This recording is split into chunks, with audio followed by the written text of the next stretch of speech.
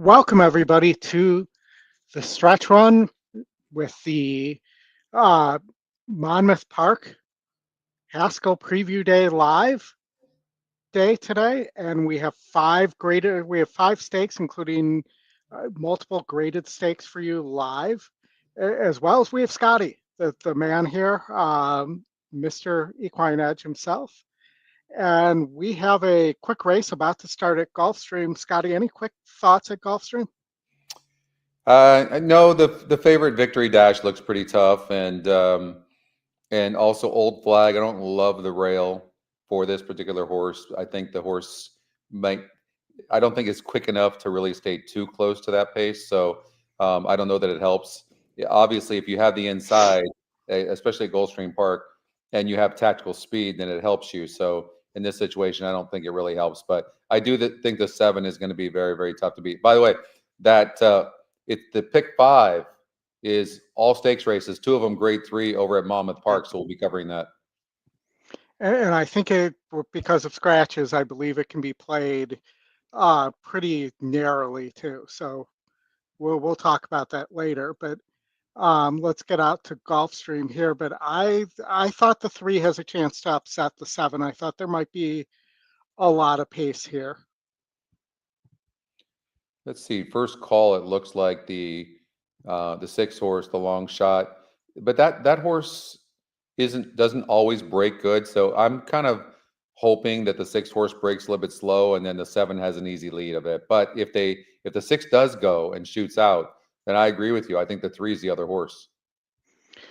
Yeah, and so the 3, and then the 11 for Safi as well. I know it's out wide, but it did have a nice effort against 52 SOR back in February of 2024. Coming off the shelf here, put Zaya's aboard. Here's a nice GSR. That's another one, and it has shown it can rate a little bit. So, those were the 3 for me, but I thought the 3 might get the trip here. The 4 horse is a decent, legitimate long shot. Had 11% win chance, and this one will be closing. The 1 will be closing, but I think late. And but so I mean, the 1 is legitimate in here for sure. The 4 coming in from Tampa, but we'll see if the 1 can get there and come late. The EquinEdge long shot, currently 7-2. That's pretty good value, but I'm leaning towards the 1 horse more for the 2nd or 3rd spot. But yeah, and I don't really see the 6 horse winning, although it surprised me that the 6 is 6-1 on the EE morning line. But we'll see. But we'll see who breaks good. But they're loading into the gate. There's the 10 horse big long shot at 35-1. The 11 horse legitimate contender, like Oldty was saying, hot and lucky, currently 4-1. This horse, Edgar Zayas is aboard, and Edgar got off the scratched 5 horse. The horses are at the gate. So it's now post time. Post time here for the 5th at Gulfstream Park. Hot and lucky gets ready. That leaves Park 1 more. That leaves Get Ready to Rock to take the outside. Get Ready to Rock. Jonathan Acasio. What's up, Jeff, Doug, Scotty? And in. Ready for a start. And they're up. From the inside, Fredericksburg was quick at the break. On the outside, Hot and Lucky looking to get over. And in fact, the 11 Lucky from the outside the inside traffic to take the lead. Get Ready to Rock moving in from his outside. Get Ready to Rock now ahead in front. Yeah, but the 7 got inside spot is Old Flag. He's toward the back of the field, in fact, is the rail horse is Fredericksburg. Ortis is in between horses. He's not happy about it either. And out wide on the course is Victory Dash. Getting over some is Racket to race within 7 lengths of the speed. Moving out the rail and trying to improve his spot is Granadetian 76. A length and a half to Sterling Harmony in front of Old Flag, and Benvolio's at the back. 23-1 for a pretty strong opening quarter. Fredericksburg on the inside. Get Ready to Rock on the outside. Their heads apart. Perfectly positioned early is Hot and Lucky's, and the white and red colors 3rd. A length and a half better than the team of Victory Dash and Ortis. Moving up on their outside is Sterling Harmony. Old Flag works between horses. Granadetian 7-6 is down toward the inside, together with Racket out the back. Benvolio. 47-1 for the opening half mile. They leave the backstretch and move on to the far turn. Hot and Lucky makes first run to take the lead. Here's the favorite Victory Dash 3 wide. 4 wide Sterling Harmony holding down the rail but losing ground is Get Ready to Rock. 2 back to Ortis. That's all for Fredericksburg. Underway from the back, encircling horses Grecian 7-6 on his outside and Benvolio, and they're on their way home. 3/4, 10 and 3, and Victory Dash has moved to a narrow lead. Fighting right back is Hot and Lucky. Down the center, Ortis up the rail and getting ready to rock. They're an eighth of a mile from home. Victory Dash with Ortis charging hard on the outside, and Ortis just went right by.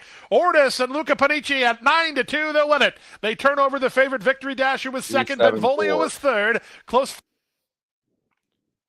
All right. Well, yeah, I mean, they didn't really go all that fast up front, but 9-2 off odds on Ortis. Luca Panici for Lisa Lewis getting the win there. And that horse got third last time out at this same level and wins this race. I'm not going to say easily, but nicely. Victory Dash really kind of took the worst of it and had to settle for second under Jaramillo. That one has kind of been, last time out was a big favorite and got second by a length. And the horse tries, no doubt about it, but I'm not, not one that you can fully trust. Yeah, and I think for its best, it needs to probably be on the lead. Yeah. Yeah, no excuses for Hot and Lucky. Yeah, for sure. That horse has had 4 straight layoff lines. So, considering didn't run terrible, but faded towards at the end. And that 4 horse we talked about, that horse ended up getting up for third, I believe, right? Yes, the 4 did finish third. So good call there. The 1 horse didn't run at all. No. It's one thing having the rail, and the rail going 2 turns is usually a really good place to be, but it really is all about the pace and the trip you're going to get, right? And then, so when you look at the 1 horse, it doesn't help to have the rail if you have no speed. What does it matter? Have the 4 post, 5 post, 8 post. You know what I mean? It doesn't really matter. So that's why I think the race simulator is so key, is because you can run to the first call, you can run to the second call, you can see the track diagram and look to kind of visualize where horses might be placed early. Yeah, for sure. And that's kind of where you might have seen that they would go fast. That's what I was looking at. And then it had the 3 closing, which is kind of the way it played out. Just the 3 got by the 7 rather than the 7 hanging on there. But you always say if this was if every horse ran their perfect race, this is the way it would play out. This is the way it would play out, exactly. And the 7 did not have a perfect race, and the 3 horse did. Yep. That's exactly right. And when you look at the race simulator, the 7 only beats the 3 by a neck, and you're getting 9-2 odds on the 3, and you're getting 6-5 odds on the 7. So, what's better? And then look at the 4 horse. The 4 horse is right there in fourth, only 2 1/4 lengths behind.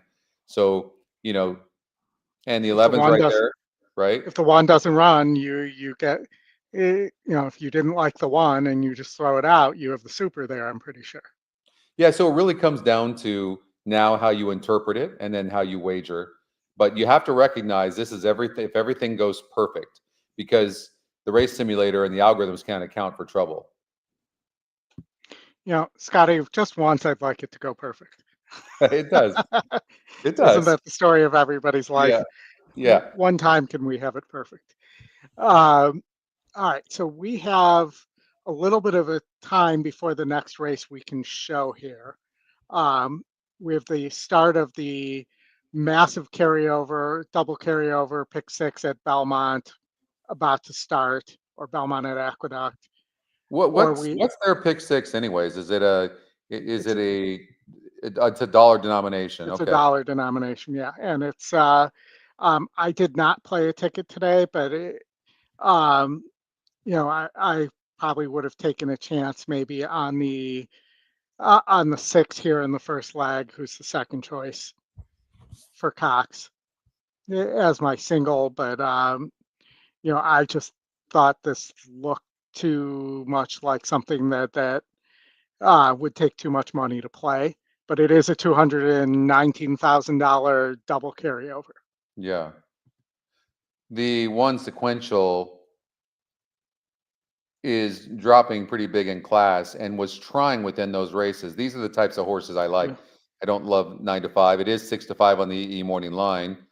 7-5. The 6 horse is 6-5 and is your 9-5 favorite. But that one has got 3 straight losses as your favorite and isn't dropping in class, I absolutely would be all over the one. But the race just took off, and I know we can't show it. But so let me see. If I'd have seen this ahead of time, I definitely would have made a play on the one. Well, they're off the turf. They're, Yeah, it's much sloppier than even Monmouth is. it And is. the 1A did not get the lead. The 3 ended up getting the lead here. I'm just going to Yeah, call the the one A race. sitting on the outside though, and right in third, but only about a half of a length back of the 3 and the 6, who are slightly dueling. They went 23-3, which seems okay for this type of group. And Sequential, the Uh, 1A, is being prodded a little bit. 6 seems to be moving pretty easily, but again, the 6 has burnt a lot of money, so we'll see what happens. And 3 is fading away right now, Battle Anthem. yeah. And Well, it, the it six, really looks like this race is between the 1 and the 6, but the 6 is pulling yeah. away right now. The 6 is first time Brad Cox, and he is 42% first time with a horse when it's not a Well, claim and it's a private that's sale. impressive. And you got 9-5 here, which seems like a gift. Well, the jockey is looking around, Yeah, but the he's one's gone. the one's trying. The 1A Sequential is really trying. 6 is all out, but and kind of drifting in a little bit. But yeah, you're not catching this thing. It's gonna be 6-1. The 2 horses closing 16-1, big long shot, but it's gonna Yeah. be the 6 is gonna win True Connection at 9-5 over the 1A. Well, I And guess since I would have gotten the single, I should have played, but yeah, well, yeah, you know, the that's how it thing is works. about pick sixes that people don't know is it's not always about finding a price. It's about beating the horses on in the sequence, the 6 race sequence that are going to be the horses or horses that people are going to single. Yeah. Those are that. Have you ever seen like, wow, how did that thing pay $100,000 when it was mostly horses that paid $7 and $9, right? It's because the big favorites got beat, and Well, that didn't happen here. you beat the 1-5 horse or Correct. the 1-9 horse, and that's going to kill a lot more tickets than That's right.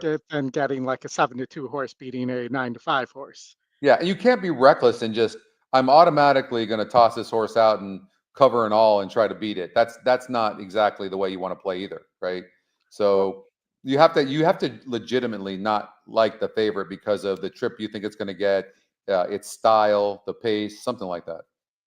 well, I'll also add, and you can tell me I'm wrong here, but the other thing that you can do to help yourself is not use too many horses in the races you think are chalky.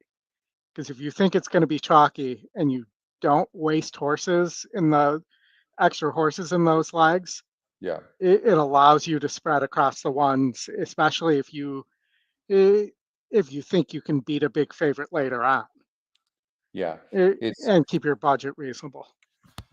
the total key to being able to hit pick fives and pick sixes is when you look at a race and you're like, this horse has burned a bunch of money, but you're so afraid to leave him out, meaning you're afraid to lose the race, that you use them anyways. It's that mindset right there that hits us all. That's the one. Yep. And you have to fight that, and you have to go and have no fear and go, I am not using this horse right now at 5-2 when it just has burned the last 3 times the favorite it's lost.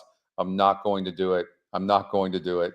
You have to have that mindset, because if you add even one more horse to one leg, like you were saying, in another leg where the race is wide open, you're going to cost yourself. Yep. Absolutely. So Yeah. that we have, so the Delaware race 6 is actually, I just checked, Chris which is a Walsh in the stakes race. house. I had to say hello to Chris and Deb Martin in the house. Yeah. And Tony's Deb in had the that house. What's up, Greg? How are you? Deb had that huge hit earlier this She week did. or You know last that? week. How nice was that? Look at. Do you want to know how popular she Yeah. is? It's insane. Like, I'll go send out a tweet. It gets like 10 likes. Like, and Deb goes over and says, I hit $5, and she gets 200 likes and 10,000 views. It's just like, and she's just so loved. It's incredible, you know? Yeah, for Yeah, sure. I that's mean, that was an amazing ticket, Deb, with yeah. tip of the cap I'm not wearing right now, for sure. We also, so Scotty, what I was starting to say as well is the Delaware has their big day today too. Yeah. Obviously, we can't show it because they're affiliated with Churchill or NYRA. I don't remember which one, but they are not 0 minutes to post. Their post times change. They're actually about 20 minutes to post. So Yeah. we will go to Laurel next. It looks like we're Hey, real fire quickly, either. before you go to Laurel, and I want you to go to the race picker and show the special wagers now. All right. Right? So It highlighted, right? So you can now play the coast to coast. You can play the hold on, let me refresh this because yeah, it had coast to coast twice, didn't it? Yeah, I don't no, know. it had the turf pick threes, but I think they're having a few bugs there. Yeah. So I've reported two today. So just so okay, you know good. Okay, that good. you know me and reporting bugs. Yeah. So Oh, there it has the cross country pick 5 as yeah, well. but Right. I'd be careful with that. That's one of the bugs I Okay, I saw that reported. too. It had the date of yesterday. Did you see that? No, but I did see that it had the wrong races listed. So Oh, it did. Okay. yeah, so that's being fixed. Also, the base wagers need to be corrected as well. Okay. You So reported that to Brad already? yeah, Brad Okay, and good. Riley, I've already talked to them about it. Um, I like to play with the new toys when they come out. So the first thing I did yesterday and today was play with the Yeah. special wagers, and as soon as I found something, I reported it, and I you appreciate know, that. It's some of the things that we test don't show up in the testing. right. And so until you actually go to production, you don't know. Yeah, that's true. Delaware is NYRA. And all right. Well, let's go to Laurel. Let's go there and Yeah, see if we can make some money today. My we're on the handicapping has been super good, by the way. I've been really feeling good. And I don't always say that, but I've been feeling very confident of late. I am playing in the Santa Anita tournament, and Santa Anita's first race starts in 13 minutes from now. minutes. Yeah. So, yeah. And you've been killing the horse players tour as well. So I agree. You have been killing it lately.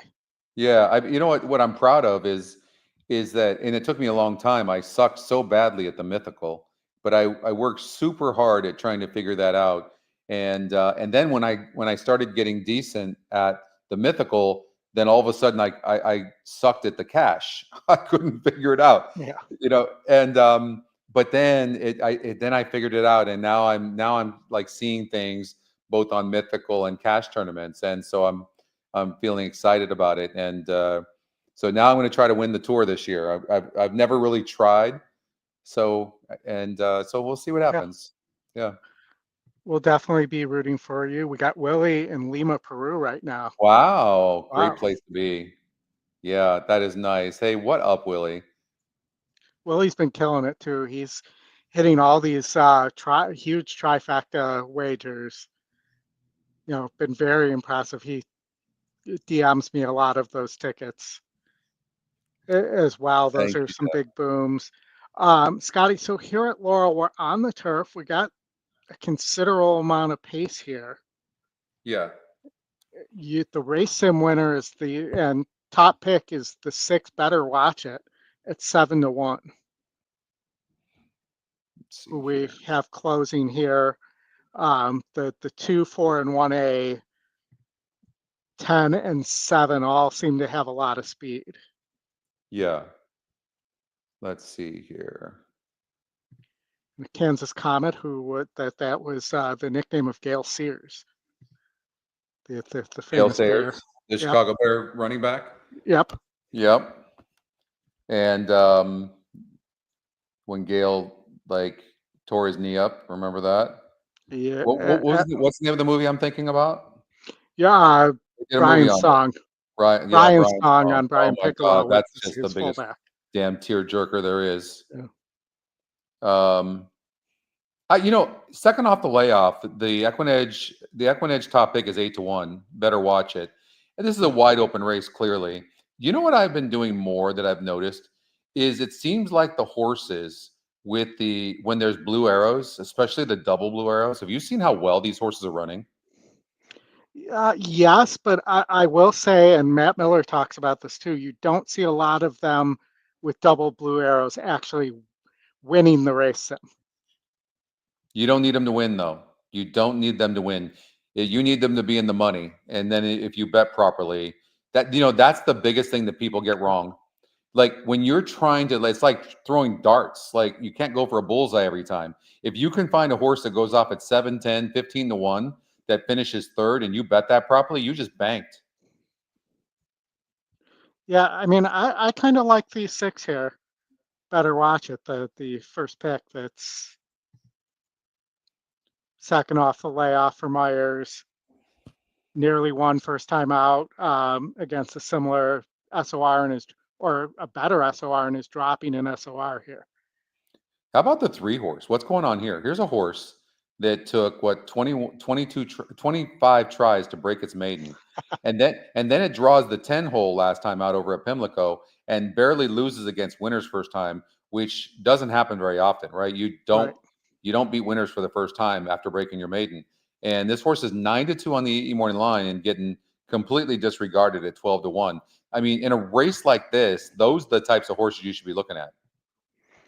Yeah, I mean, I think both those horses have a chance because both of them seem to have a similar running style, and I prefer them both to the 5, who I just think is going to be too far back. What's going on, Tony? I buzzed my hair off, by the way, too. So I'm like, you know what? It's time to just do a summer buzz, and so I didn't tell anybody. I shaved for the first time in like 2 months. I don't know what it is. Oldie, I hate to shave. It's like torture. I don't know what it is. Like I get so you tell me I have to shave, I get depressed. Like it irritates your skin. Let me get this up here real fast, but and it's just not enjoyable. I mean, it's not a good experience. Oldie, I'm turning. I think Tony's asking how old you are, but I'm turning 60 in August. Twist and twirl. So I'm turning 50 in August. 50 in August. Better watch it. Yeah. August what? 17th. Now twist and twirl. Mine's the Amazing 14th. Bernie. Wow. Look at us, Leo brothers. 2 Leos. Yeah. Yep. They say Leos are the most loyal people there are. Mile on the turf. That's what I do, Deb. I go to a barber and and this time I went to some girl I had never known. I didn't know the barber shop, and I went, and she cut me all over the place. And you know when they're shaving you like that, you know they don't know what they're doing. Yeah. That's what I had a couple of days ago. Here goes Elusive Image, first to fire away from the gate. Baby Oscar's right there, along with Rector 3 deep into the turn run. And if you wanted a pace, I think the pace is on here. First horse sorting out around the turn. So it's Elusive Image ahead in front from Rector in second. Kansas Comet will settle back right off the speed in third position. Same for Baby Oscar back fourth, 5 lengths from the pace. I don't know what it is, but another 2 in its twist and twirl. Sub 23. On the inside, some 8 lengths off the pacemakers. No, it's up on the 2. You can't see it on that screen. Watch it. Amazing. I can take the QR code down and Keen Surge is last and last a long way. Got to make up about 30 laps at this point, but the pace is hot enough for sure. Richter on the outside, Elusive Image out of the inside, sparring right together. Kansas Comet and Baby Oscar racing head-to-head third and fourth. It's another 2 lengths back, and Kuno's in striking range of the pace around the far turn run. Better watch it as racing on the inside, then Twist and Twirl High Tech Prince. Amazing Bernie is next on Fuego Masperante. Seems to have a lot of horse on the rail. Still last at the top of the stretch. If you can get Rector through, comes to a narrow lead. I Here don't comes like- Kansas he's got Comet himself I don't like firing what up on the the jockey's outside. doing here. Kansas either. Comet up to claim the Man, lead oh, as they man, turn for bro. home. Kansas Come Comet on. Elusive Image out of the inside battles on. Rector Here has comes the backed 9. off. Six- High Tech Prince is on the gonna have to far get through outside. right now. And here is Keen Get through Surge, on the who is inside. dead Come last on, out of get the through. That's a good inside. move. And Get also through. between horses, better watch it. Get Better through. watch it. Better watch it's coming through on the inside. Get Baby through. Oscar on the outside. Picture changes. Baby Oscar. Baby Oscar. High Tech Prince, and better watch it. And then Kansas Comet. Man, look at the race caller about had a heart attack on that call. Oh, that's the EquinEdge second pick, baby Oscar. We have coming up Yeah. here, we have Monmouth race 7, which is off the turf, the race before the stakes races start. Let's go to Santa Anita. All right. Because I'm in this tournament and I might have a play here. Let's see. So let's see. The 2 horse was had the inside last time out, had the rail and only lost by a couple of lengths, and still draws inside, but there's less horses here with the scratch of the 4, so there's 6 of them.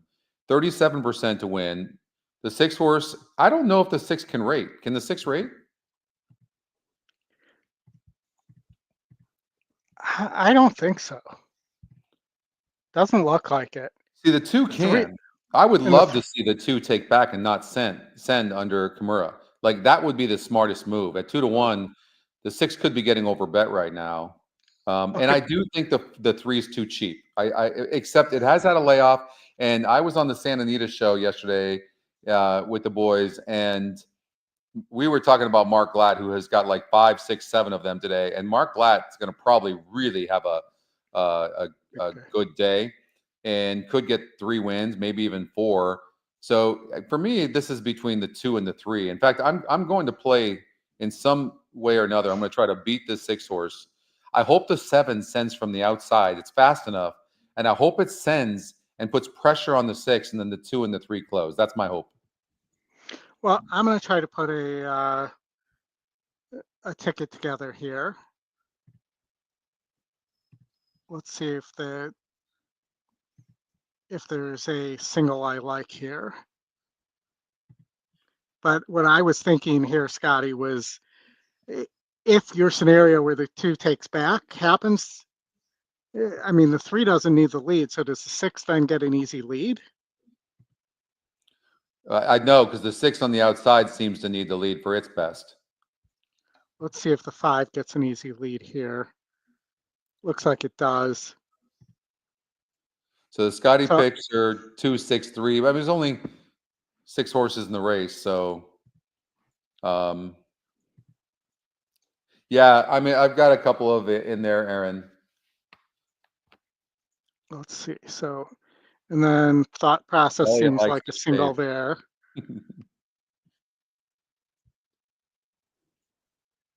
Yeah. See, Anna always tries to shave me. Anna thinks she's a hairdresser. She constantly wants to cut my hair. I'm like, you're not touching my hair unless we're shaving my head. You are not touching my hair.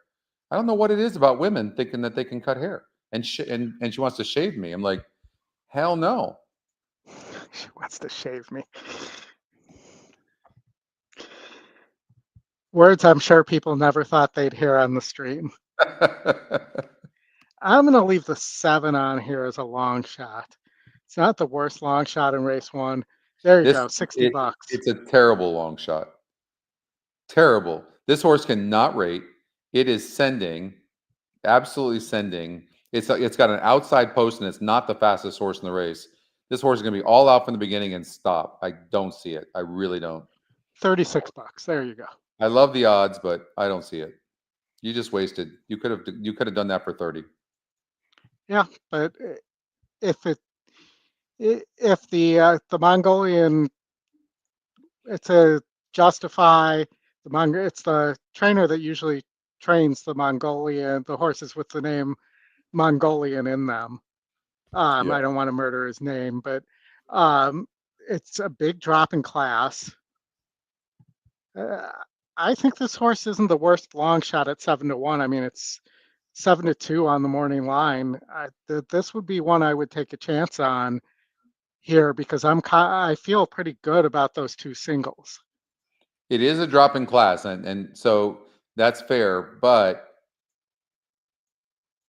well, no, it is. It's a drop in class. It hasn't done well with the races on the turf, though. I don't know that this horse wants turf. It's got a bigger dirt number. But look at the 6 furlong race. not the last. Well, granted, it was in the Sadler barn, but the 6 furlong race 2 back against the optional claiming company there. Yeah. That's actually a sneaky good race. Yeah. Let's go to speaking of the race, let's go to it because I think they're coming up. That's what I do like about Santa Anita. They run on time.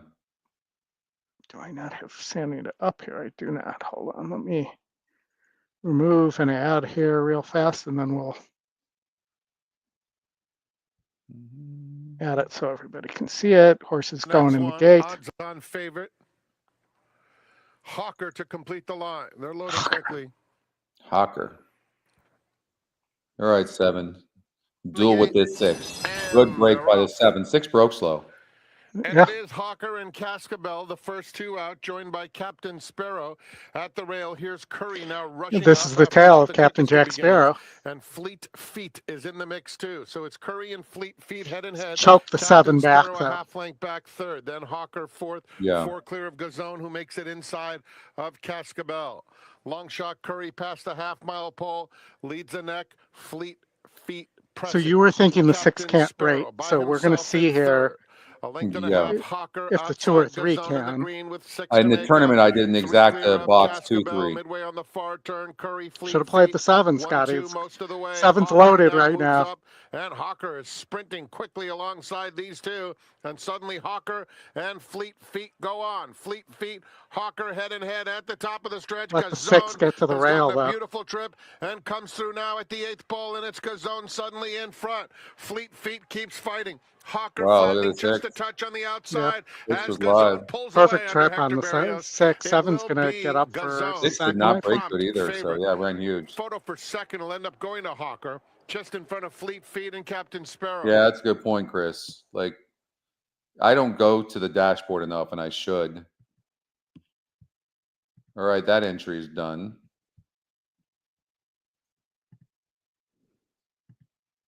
Yeah, I mean, Chris has always done a great job with the what's hot in the dashboard and everything like that. In the new one, we're going to have all that. Like, it's going to be on the platform on the new Handy View. So you won't have to go to the dashboard to see that.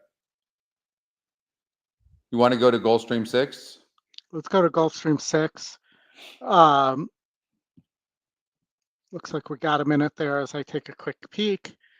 Gulfstream 6, the 4 and the 1, the second choice was 20% to win.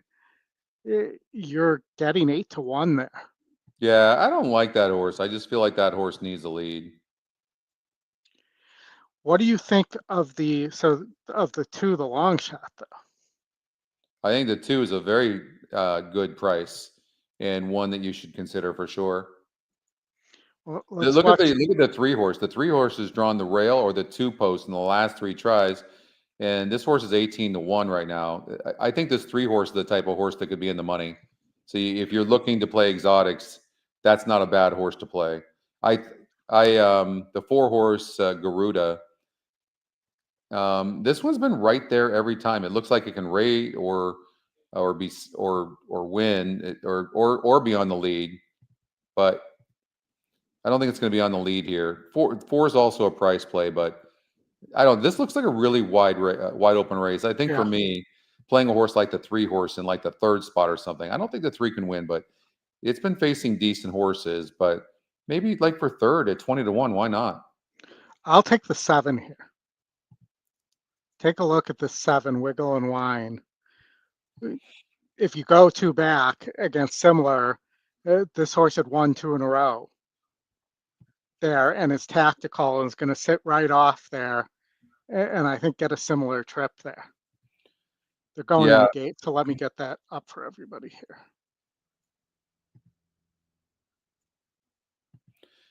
There's some cheap speed in here as well. Yeah, I like the 3 to be like 3rd or something, maybe even possibly 2nd. I think if you get the 7's best, I think the 7 is the horses are at the gate. It's now post time. Lining up, moving in, race number 6, Rainbow 6-time in South Florida, pool approaching the $200,000 level.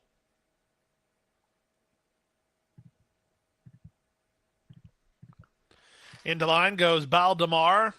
Get the Win will be next. And then Wiggle and Wine to the outside.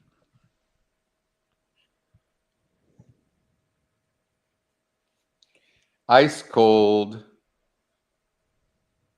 Yeah, and Justin liked the 7 too, as I'm looking at his notes there. Yeah. Wiggle and Wine's ready. They're at the post. All right, they're on the synthetic. And they're off. Step slow to break, Get the Win.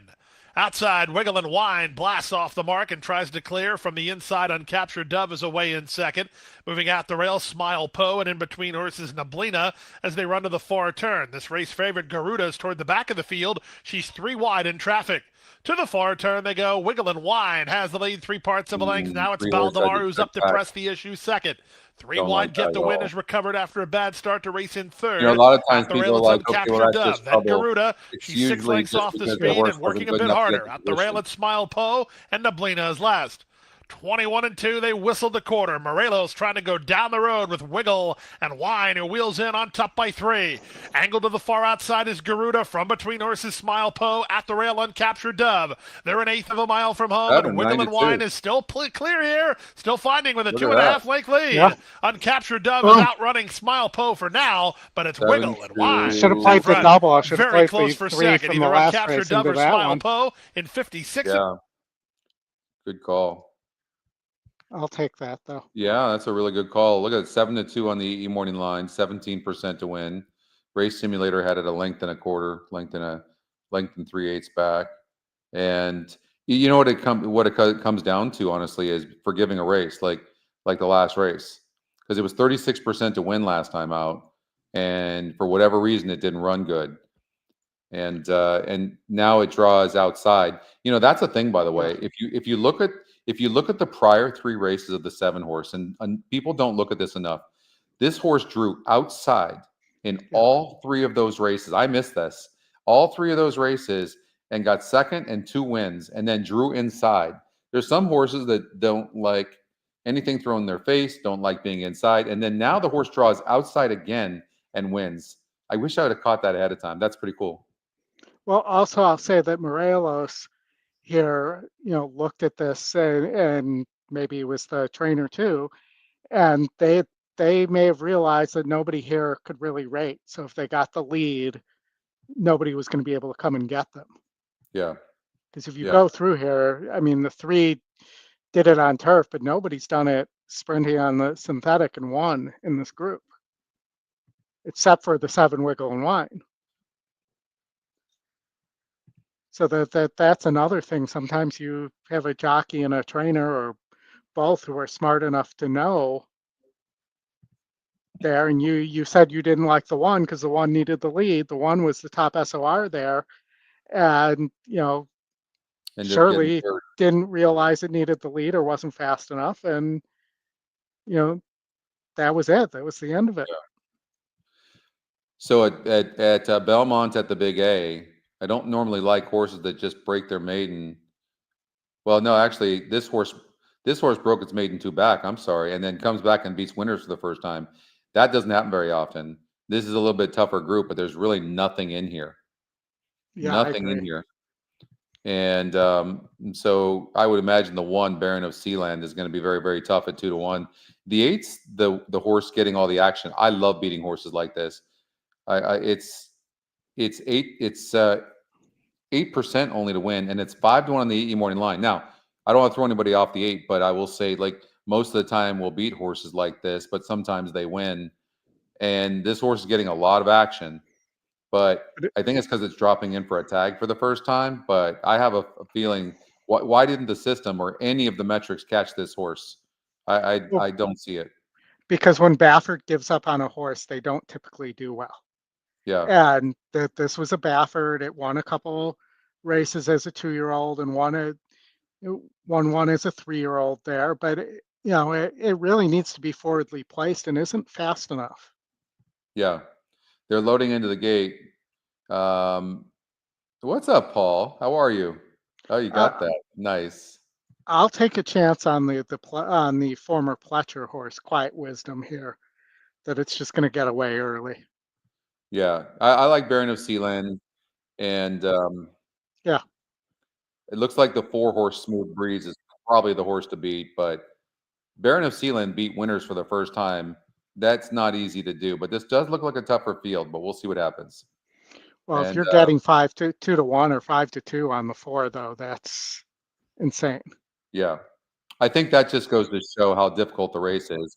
Not only that, too, you're dealing with the elements of a really muddy track, which can completely throw everything off. So who knows? Maybe the 8 loves the mud. See what happens. Oh, 8 broke terrible.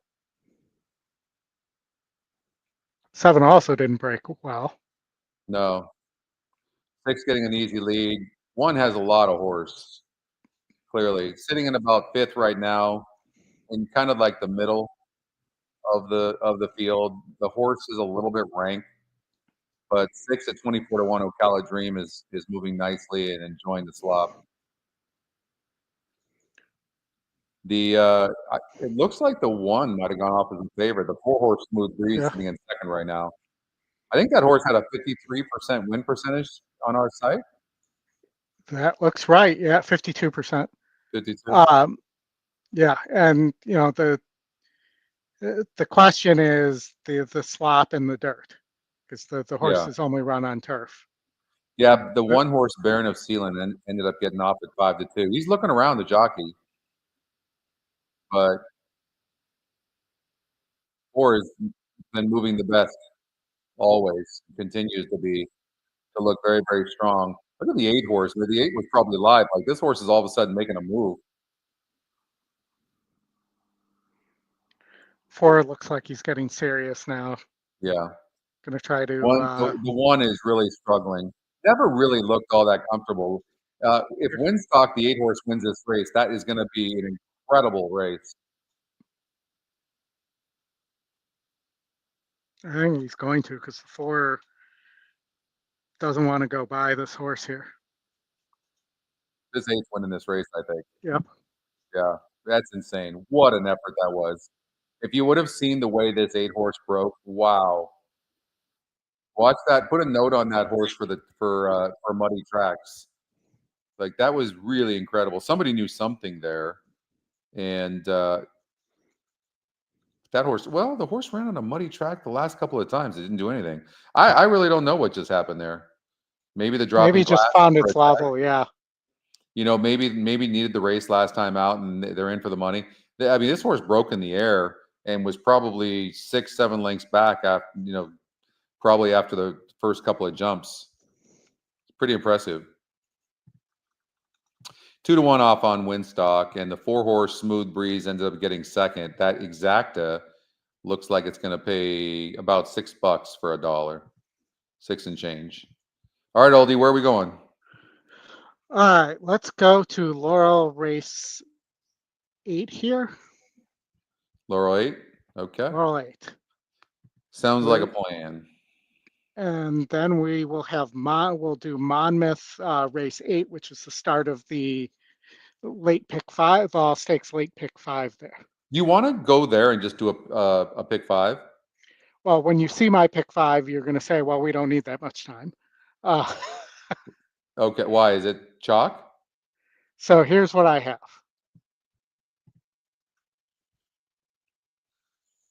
Really? Yeah. Okay. I mean, look at the. Yeah. Now we got to go over it. Now you caught my interest. Let's see. Okay. So you're saying the 3 is a single in the first. Yeah, we need to stay here. All right. So Garamond is 69% to win. 1-2 on the E morning line, adjusted after the 2 scratches of the 1 and the 2. And this horse.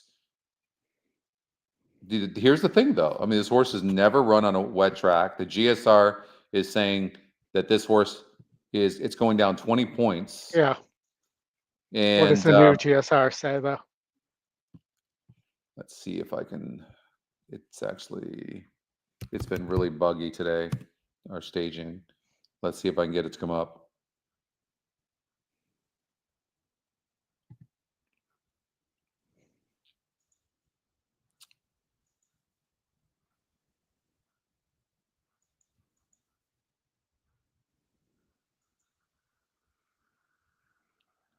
No, it's not coming up. Okay. Well, if you look here, though, the 4 hated a wet track last time out against a similar SOR group and has no speed. The 5 hated the wet track as well. I got it up. All right. So it's got the 4 horse Valentinian. It does have the, okay, so it does have the 3 horse. So 78 on Valentinian, and Garamond has a 76. And then the long shot, the 6 horse, actually has a 73. So it looks like those 3 horses, 4, 3, and 6.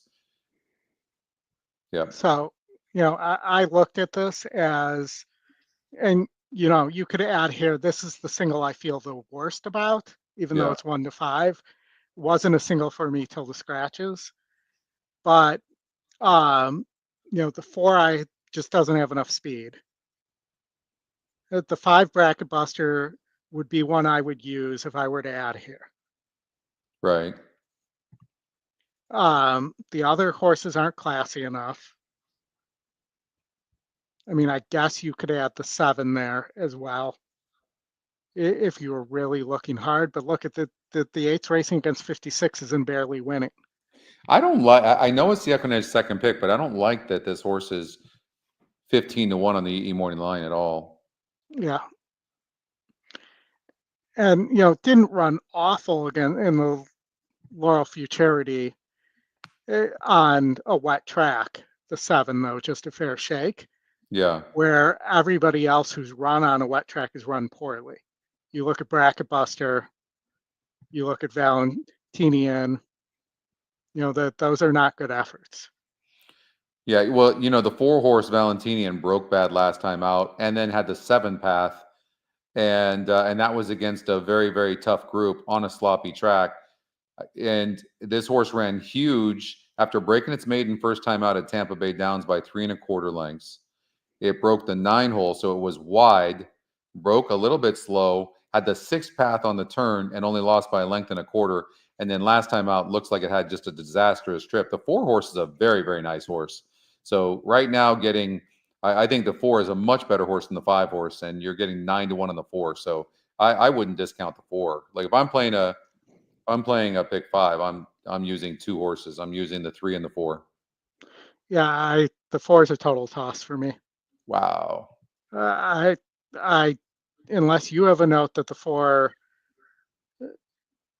broke poorly. Look, there's no note in the chart callers chart about it. I just think it didn't like the wet track, and it always breaks slow. Yeah. Well, we're gonna see. I'm gonna play a pick 5. I'm gonna use the 3 and the 4. Okay, let's go to the next leg. All right, here, I'll go wider for everybody here for a second and show what I would do,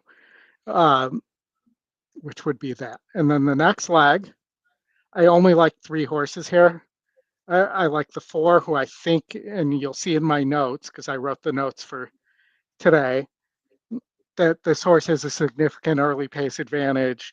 The Saratoga Derby effort is against grade 1s. If it runs that effort, I think it has a shot to hold on here, especially on a wet track, which is currently rated as, what is it rated as? It's currently rated as good, but it does still appear to be wet and raining. The 3, who's the favorite, and then the 2, who's the European horse who has some wet turf form. Yeah. On paper, these horses don't deserve to be in the same race as the 3 horse, but there's just something about this 3 horse that I don't know that I fully trust. Yeah, for sure. And I don't trust the 7 at all. I think the 7's slow. And, you just have those 2 good efforts at a mile and a 1/16, but I just don't trust that horse. I'm going to toss that one. And, I don't know what you ended up liking here in race 9. Nothing really stands out. I threw an all in there. Yeah, I had one version that was going to be an all there. Let's go to race number 10. Is the 9 a single Bishop's Bay? For me, it is, yes. Yeah. Tuscan Sky's a good horse. It was. Something's happened here in the last 8 months. It's just not the same horse. I mean, you look at this horse, Bishop's Bay, winner of 3 in a row, and beat better than this the last 2 times out from and can sit and press if it doesn't get the lead. Was helped a little bit by scratches here because there was some other speed in here. But but this horse is going to win by 10. There is nothing in this race. All right, next. Agree. Yeah, agree. There is next nothing. Race I thought was an all. That horse goes off at 1 to 9. That 9. Watch. Yeah. 1 to 9. Next race 11's an all. That's what I thought. I like the 2 and the 3 most. But I thought the other Chad Brown, the 7, had a little bit of a look too. And then I thought the 6 could steal this for Kathleen could steal this on the front end. Chad Brown takes over for the 1 horse, but it's 6 to 1 on the E Morning line. It's coming in here, this country, for the first time. The win percentage algorithm doesn't like it. But I don't know that that horse should be just an automatic throwout. I don't know. Well, I like the 7 better. They're both first-time Chad Browns, but the 7's got some tactical speed in a race that the 6 appears to be lone speed for Kathleen. But the 1 horse lost two back a Group 1, but a Group 1 in Argentina. Yeah. And I don't know how good that is. And then a second, has a third and a second, but that's fair. That's true. But you remember Passiana, Bayacoa? Yeah, I mean there's been there've been a bunch where God, I'm trying to think of the Mufasa's another one too, who came over from Argentina and was a multiple graded stakes winner over there and has won a lot here. So yeah.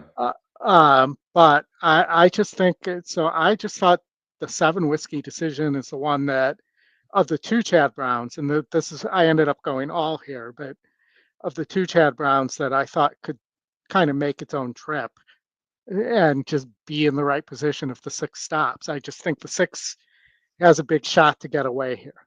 There's no money in this thing, and so I'm singling the 3 horse who's 6 to 5 on the E Morning line. There's just no money, and so if you can't keep doing alls because you're gonna get spanked. There's just nothing in here. And then I singled the 1 in the last as well. Yeah, you were right to play a small ticket. Yeah. It's 50.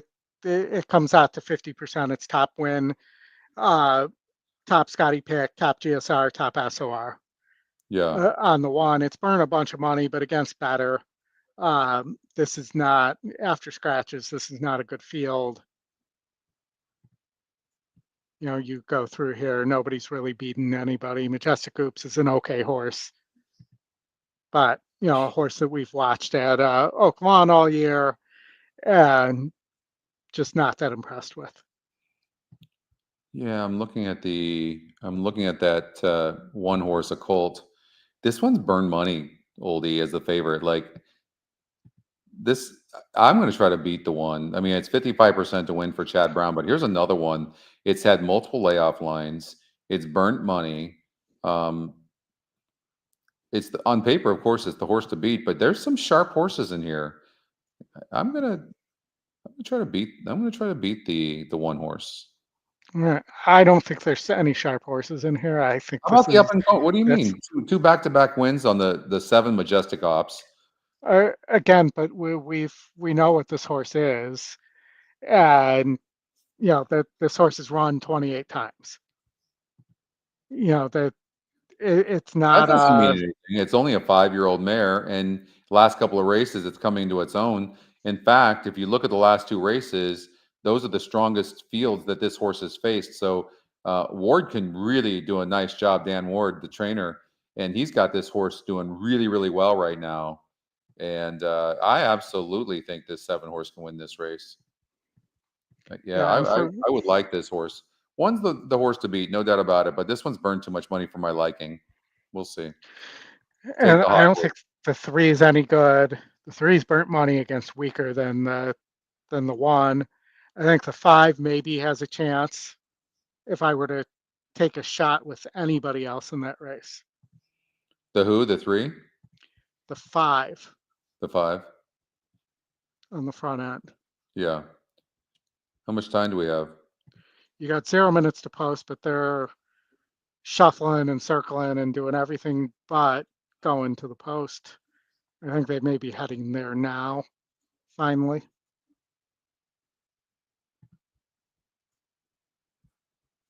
Okay, pick 5. I'm putting in my ticket right now.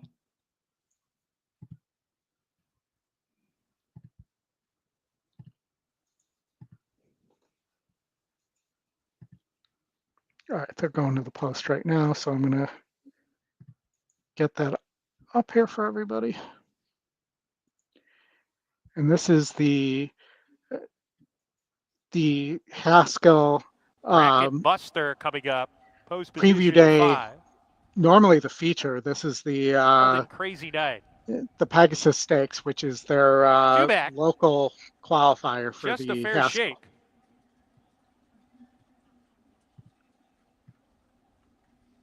And to the outside post. So to reiterate, I'm on the 4 horse here. National Law with Jorge Ruiz coming up to the outside post.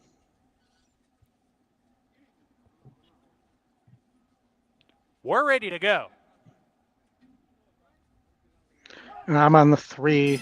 And they're off in the NYRA Bets Pegasus. We're talking about a colt was race. off The just last a 3 little bit times the slowly colt from was the the favorite, inside, it's and lost. Bracket Buster's going to take advantage getting to the rail and strides in front with Wild and Crazy Night. Just a fair shake on a hold running in third. The Gray National Law Park deep as they go into the first turn run. Garamond right behind the speed as they corner into the turn. Valentinian finds himself between horses. 6 runners separated by 3 lengths. The As they 4 race got around bet the down to clubhouse 3 to 1, turn. Oldie. It's a compact group. Wild and Mhm. Crazy Night, the New Jersey bred, is a share of the lead with the Kentucky shipper. Bracket Buster, stride for stride, approaching the backstretch run.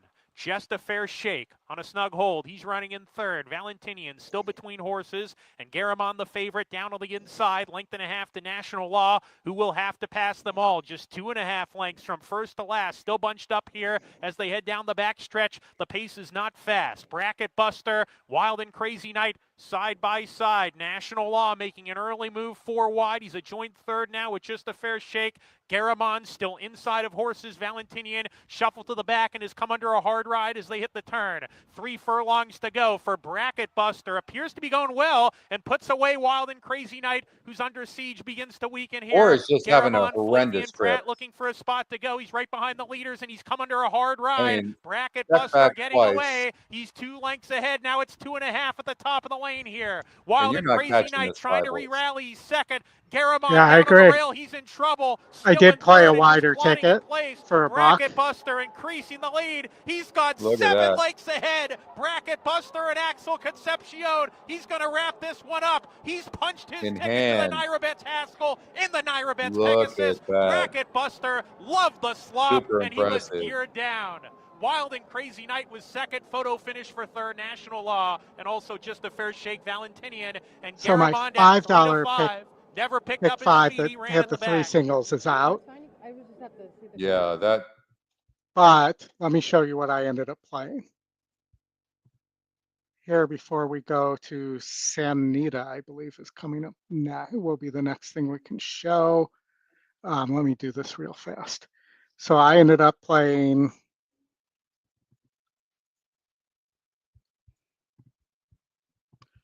that, and I played it for a buck. good. What do you think about this Santa Anita race? I like the 5 here. It's Santa Anita. Let me just see where they are. We got a minute to post here. So we have time to look here.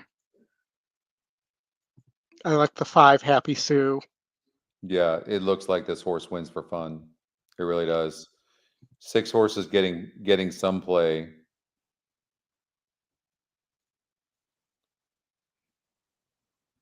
And Yeah. and it broke its maiden easily in a 50,000 maiden claimer here, state bred. And then it didn't run terrible as the favorite last time out. But Happy Sue is a very fast horse. And yeah. And if they end up getting into a pace duel, maybe that brings the 1 into the for equation. sure, Here. that's exactly right. All right, they're going in the gate, so let's Declared a fish.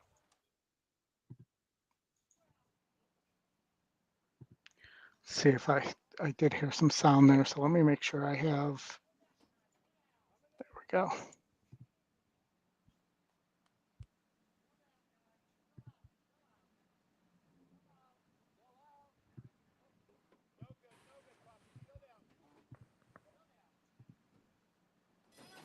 And they're off. Quick start for Happy Sue in the center of the racetrack. Coiffeur on the far outside, and Border Control up close, taking second. 6 is Then rank Good right Night now. Nelly in fourth, 4 lengths off the lead, followed by Dory Miller, and slow starting Thirsty Trickster trails. Down the back stretch, it's Border Control on the inside and Happy Sue dueling. 3 lengths back, Dory Miller takes third. Dory Miller Followed ended by up going off as the Coiffeur, favorite, laced Oldie. on the I'm a little outside, surprised by Good that. Night Nelly. Jockey Good on the Night Nelly 5 is now doing a takes really fourth. nice job As they rating go to this the horse on 3/8 the lead. pole, Thirsty Trickster And the still at horse the is, back. to its credit, is Happy pretty Sue relaxed. midway on the far turn, And opens they up did not 2 go on that Border fast Control either. second. No, 22 Then and Dory 2, Miller, almost Good 22 Night and Nelly 3. side by side. Coiffeur 3 deep, and Thirsty Trickster top of the lane. And Happy Sue goes on, has a 3-length lead. Dory Miller hugs the rail and is closing ground in second, angling off for a final try at Happy Sue, but Happy Sue still has plenty left, and it's Happy Sue by 4. Dory Miller second, no match though for Happy Sue. Happy Sue dominates. Dory Sounds Miller like a second, happy crowd Border about Control Happy Sue third, there. then Yeah. Yeah, I tried to actually, on my second entry, I tried to bet the $300 to win on the 5, but I didn't get it in time. All right, we've got Give me a little bit of room. for sure. We got Gulfstream coming up here, race 7. And I'm starting the race sim here. But I should share the tab so you can actually see it.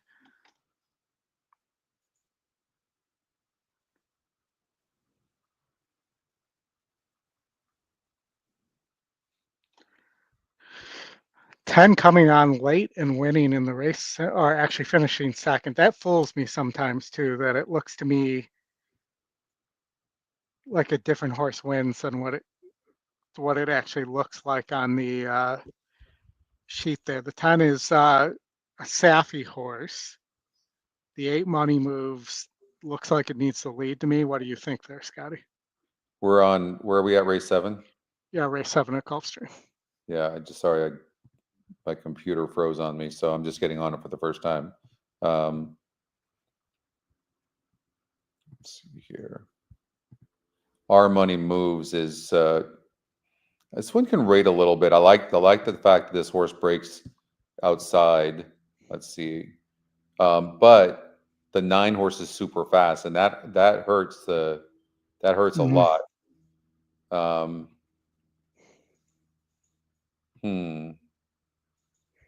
Let's see here. So, I've really become a trip player. I don't know when this happened, but I really have. Yeah, it's super important, and you can find. I find that when I started doing that, it was when I started playing some of the mythical, because you had to find prices, and so that's the way I did that. I think the 10. I don't normally like horses to come from behind, going 5.5 furlongs on the synthetic here, but it looks like the 7, 8, and 9 are going to be dueling. What do you And the think? 2 is, I think you're right. I think maybe the 1 as well on the inside. The 1's not fast enough to duel with these. Okay. At least on the race simulator. If you run the first call, it's nowhere near these leaders. I mean, I kind of like the 3 here, the 3 and the 2. Yeah, I could see that totally. I mean, the race the race simulator has the 8 winning, but again, it's the same thing we talk about. That's if the trip is perfect, right? And the problem is you've got the 9 who's had a lot of substance on the outside. Like, what about the 9? What if the 8 doesn't break good and the 7 doesn't break good, and then the 9 gets an easy lead? No matter what, the 7 does not look classy enough to beat these, but the 9, could get away if the 8 doesn't break good, because maybe the jockey Morales on the 8 goes, I'm not going to send. If the 9 gets a good break from the very beginning, maybe the 9 goes gate to wire. Certainly a possibility. For sure. It's a wide open race. My goodness. Yeah, no, so I'll go with the 3 here. A lot of times when you see a win percentage like that on a horse that's not getting played, they end up winning. Lightly raced, only has 3 races. Yeah. This is not the best group of previous winners either. I think it's kind of a soft spot. Gary, I completely, there's no time now, but I completely forgot there was a pick 5. The 10 horse, I believe the 10 will be in the money. I didn't love the 10 here. It's just or not the 8 either. It's not a good breaker, but it's had some legitimate issues. So if you forgive those, I mean, it's going to be closing. What about the 11 horse? The 11 horse is only 2 1/4 lengths back. I know it's a crate on paper, but it really does look like that type of race. This is kind of why I'm leaning towards the 9 horse to go gate to wire. Reyes is super aggressive. Horses, they're out the Now, gate. we need luck to It's beat the now 7 and post the 8 time. to maybe break a little Pick bit 5 slow. getting ready to kick off. But I wouldn't be surprised to see the 9 on the lead here, and that's the EquinEdge long shot and a money bag. I recognize it probably won't happen, but what about a horse like the 3 horse that you talked about, Nuclear Empire? This horse is 30% to win in this race. Yep. And it has the top SOR. Which tells me that this horse is that trainer wins a lot of times next time out after a maiden win, to have that kind of win percentage on our win percentage line. Yeah. Like that. When I try to visualize the 8 winning with the 9 speed on the outside, I don't know how it does it. Does it have to check back? Like, you know what I mean? Like, if you have to visualize it, like, okay, is the 8 going to sit off of both the 9 and the 7?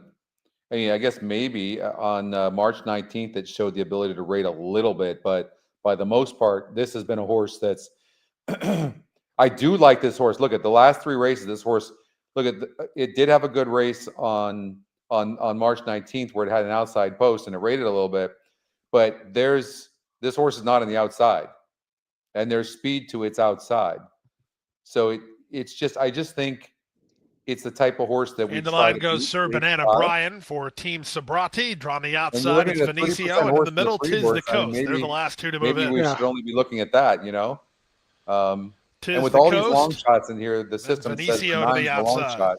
I hope the 7 and 8 break slow and the 9 will clear lead at least.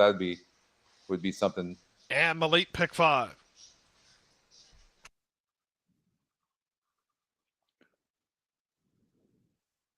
All set.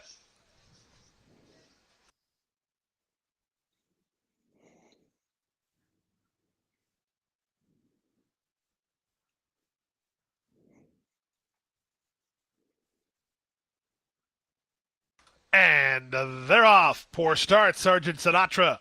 Quick start for the favorite. Our money moves heading off for the early advantage, moving up on the outside and showing speed as Venezuela's Gold into the top flight, driving through at their inside. Here comes DePeach, and the run to the half-mile point. Guaycapearl is not far away.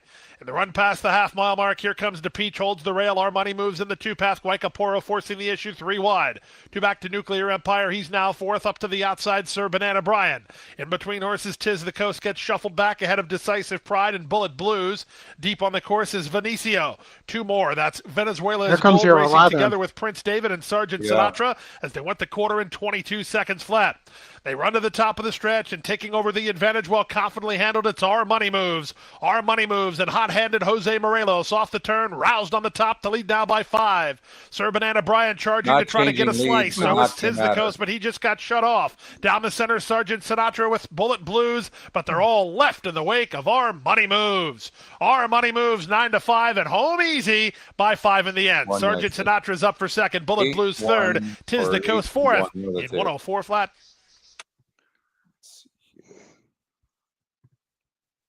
So no surprises there. No. No. All right. You know, so many times, Oldie, you look for those inside horses that can close, and because they're saving ground early on, and then they pick up pieces from the horses that were fighting early on. You know, happens all the time. They're not in contention for the win, but you can make a lot of money in the, by using those horses in the minor spots. We have a 12 furlong turf race at Delaware. We have 6 minutes to Laurel, 11 minutes to Monmouth here.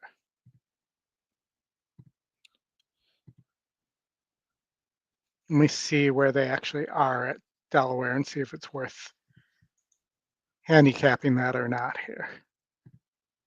They got 2 minutes to post, it says there. Should we take a look at that one? Sure. It's a stakes race there, the Cape Hennel Open. Close enough. I did not do well with that one. Does look like you have a big favorite here in K Army. And a Chilean bred for second time for Belmont in the country.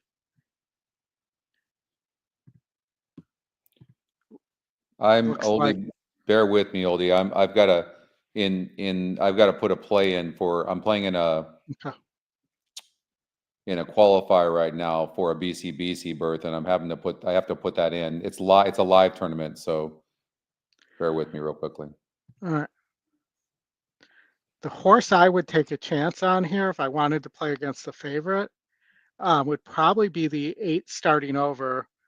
Does have a win at 11 furlongs in a grade 2 that was against similar. Didn't run well the last 2 times. But second off the layoff here for Brittany Russell. You're 6-1 on the morning line. You're getting 17-1. It's a total overlay.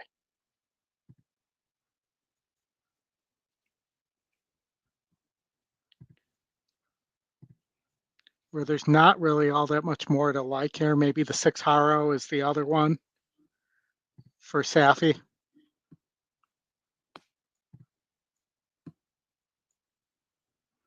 So we're at Delaware. Yeah. Do you want to do Monmouth 9 because it's only 3 minutes away from Delaware 8, though, right? At least we can show that race live. Well, Delaware 8 isn't what's coming up. It's actually Delaware 7. Delaware And 7. they're at 0 minutes to post here. Oh, they are? Okay. Yeah. We can't show that live though, can we? No, we can't. Okay. We can skip it, but I'm just no, saying it's on there right now. Why not? There's a horse to watch. It's interesting, and I like these types of horses. The 3 horse is a top pace, top win, top SOR, lowest EE morning line, and EE top pick. It's 7-5 EE morning line. It's 24% to win. But in that scenario, when you meet all that criteria, you're 47% to win. So I would have to go with the 3 horse.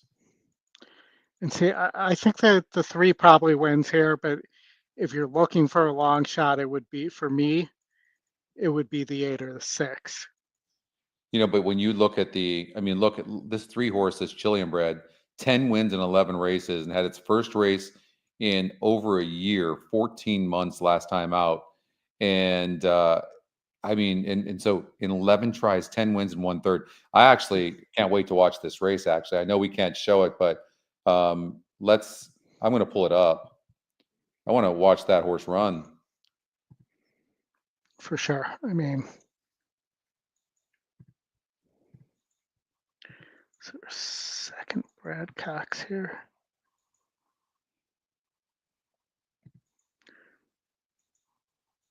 But I just think that the 8's actually won a grade 3 in the US. It just hasn't been in good form as of late. Yeah. It's 7-1 on the morning line. So, I mean, that's a positive, right? Right. Russell took over for Maker.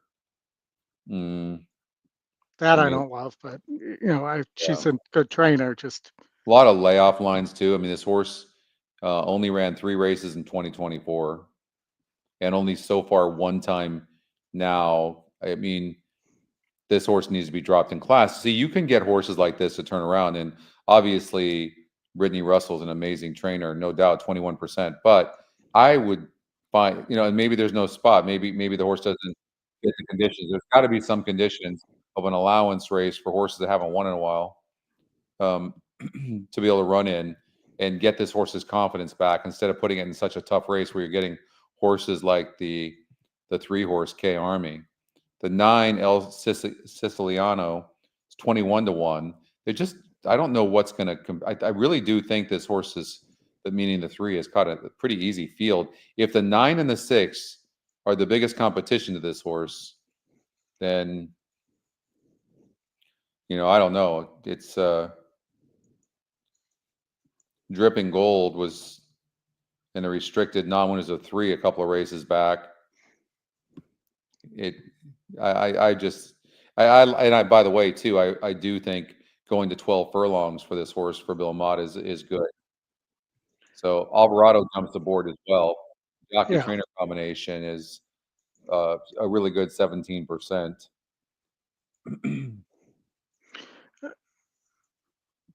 I mean, my one concern about K Army is does the horse, and I can't tell for obvious reasons, but does the horse maybe need the lead? No, I mean, no. I just think it was in a grade 2 last time out with a long layoff. I think it ran huge.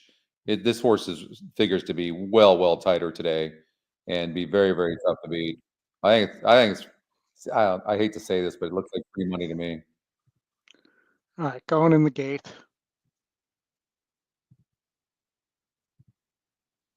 Here at Delaware.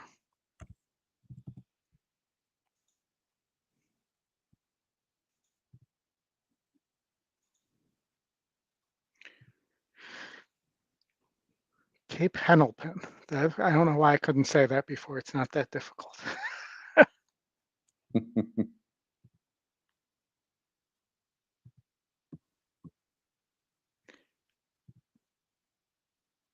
All right, I believe we have 2 more horses to load here. The 9 and the 10, it looks like. Oh no, somebody's not going in.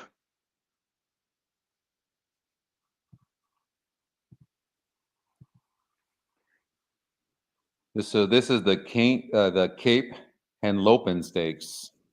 They're going 12 furlongs. Yep. A couple of horses back, and on the outside, the 11 horse is about to load, and everybody else looks pretty calm. The 3 looks very good.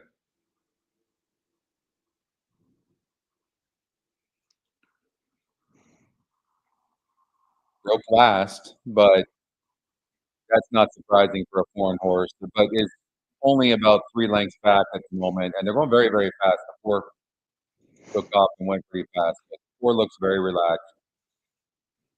Does have a wall of horses in front of him. Had to check up a bit, right? Yeah. First quarter.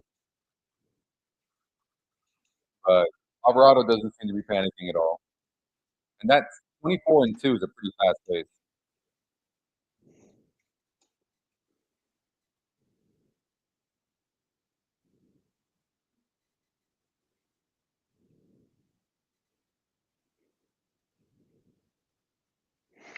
And the 8 and 6 are getting great trips if they are good enough here.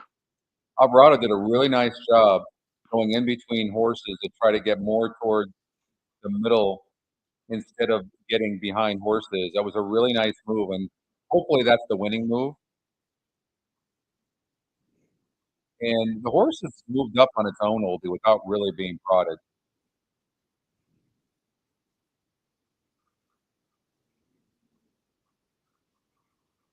Dripping Gold is, your second choice, though, and on the lead, went 113-4. Doesn't seem terribly fast.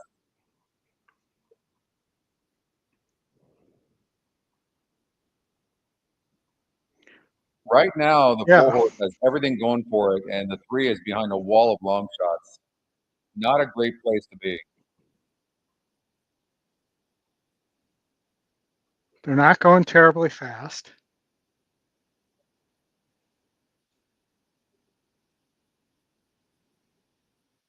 Yeah, the favorite is not getting a good trip. No, favorite's not going to win this race. So maybe that horse does need the lead. Alvarado just pulled up on him. Yeah, wow.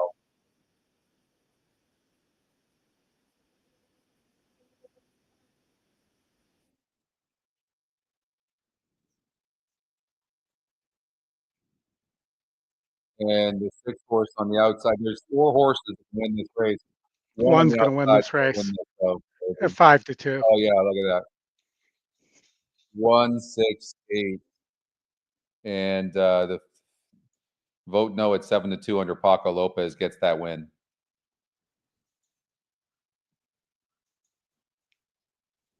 Monmouth Park coming up right now, Oldie. Yep, we're 2 minutes from Monmouth, but they're just going to the turf. Here, I thought the 4 had a decent long shot look here On the lead. on the lead. Yeah. Yeah. Yeah, I mean, why not? You know, I've been sorting the SOR a lot of late, and if you sort the SOR, redistricting the 3 horse, of course, but for Chad Brown, and I mean, we talked about this earlier. It doesn't look like these horses belong with this horse, but there's just something about this horse that doesn't seem trustworthy. Yeah. No, agreed. I mean, its last win was in a non-winner of 1. Yeah. And it's only beaten maiden and non-winner of 1 other than maiden company. So, I think the 4, I think the 2, who is first time in the country for Grand Motion and a grade 3 winner over in Europe last year. What about Signator? I mean, this one had trouble last time out. If you throw that race out against Tougher, this horse had won a couple non-graded stakes race. Their Henry Clark 2 back, and then an optional claiming restricted. Since its layoff, it seems to be in really good form for McGahee. So Marin back aboard. I think the 6 horse Otago looks okay. It barely got up last time out. I don't know if there's going to be enough speed for that horse, but I think the 7 horse looks pretty good. Looking at the 7, here's a couple things I don't like about it.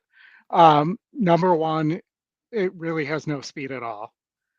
Number 2, on good turf last time out at Monmouth, and maybe it just doesn't like Monmouth, but it did not run well against similar. Yeah. And the GSR goes down here for the extra half furlong, so this might be more like a mile and a 16th horse as well. And I just don't see the pace here for this horse to close into.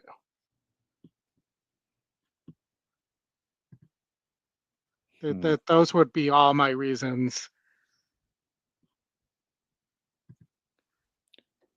9. And the horse had a 2 race winning streak on dirt too, and then lost 1, 2, 3, 4, 5 in a row. What about the 8 for a long shot? Highest distinction. I mean, I think it's possible. I mean, it definitely has some back races, but they're back in 23. Yeah.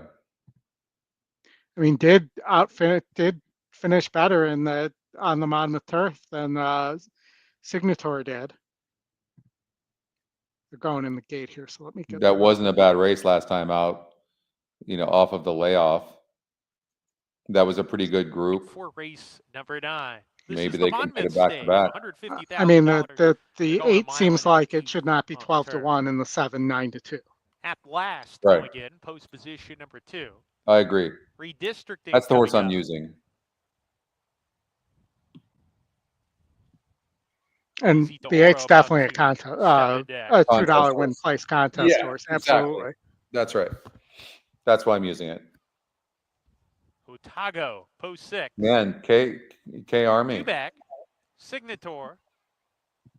was And 2 to the 1. outside post, Highest Distinction to round out the field. All right, this is the Monmouth Stakes, $150,000. Highest Distinction coming up. And redistricting for Chad Brown and Flavian Pratt is 1 to 5, Oldie. 1 to 5. We're ready to go.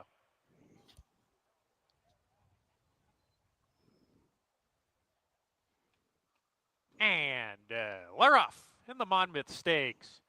Redistricting from the inside offensive-minded as a narrow lead on Izzy DeOro as they make their way towards out of the chute here. It's going to be redistricting with Izzy DeOro and Highest Distinction, who sets up shop 3 wide. Redistricting, taking it to him from the onset here. Leads 3 parts of a length from Izzy DeOro's second. Highest Distinction 3 deep. Otago right behind the speed in 4th. At Last is down at the rail, and Signator is at the back. 4 lengths they're off the going lead really slow as the 6 runners hit the first turn. 1 to Almost 5 shot 25 here on the seconds lead. flat. It's redistricting, setting the pace by a length and a tail. Izzy DeOro bows away in second and is now stalking and happy to do so. Otago a little bit keen on a hold, joining that rival a half length back in Highest Distinction, who's still parked wide. Signator 3 lengths off the lead, the gray, with At Last making his United States debut. Down the back stretch they go. Redistricting and a good gallop here. Leads a half length. Izzy DeOro's second. Highest Distinction still there on the outside, a little bit closer. Then comes Otago, more settled down 4th, 2 off the pace. Half length to Signator,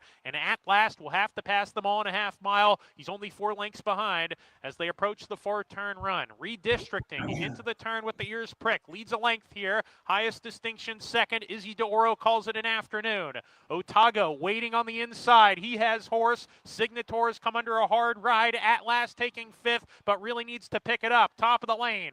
Redistricting, getting away to a 2-length lead. Otago switching outside to try to run him down. It's these two 1-2 with 1 furlong to go. Redistricting, asked to finish, and he's got plenty for the final furlong here. And has a nice kick as he opens up 3. Needed the lead. Going on the grass today. It's going to be Redistricting, a dominant winner in the Monmouth Stakes. Otago Got was an easy second. lead. At Last.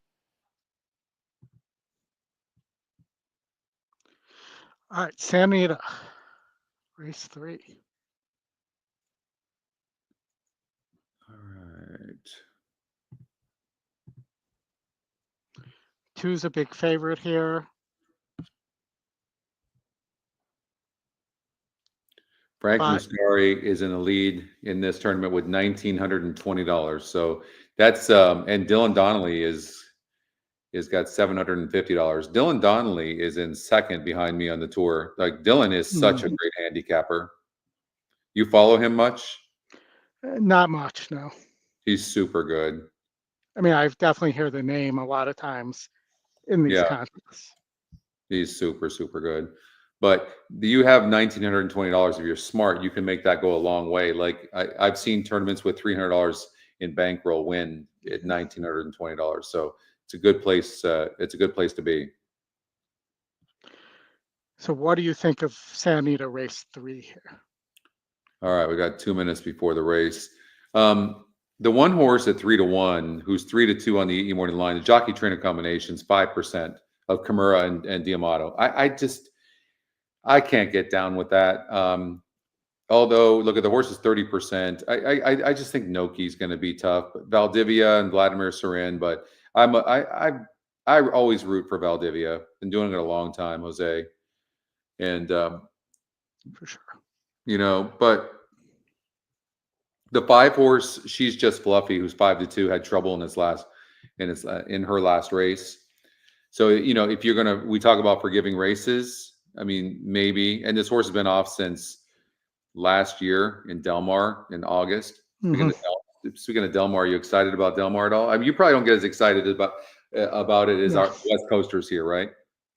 No, I mean, in all honesty, I don't think it's all that exciting.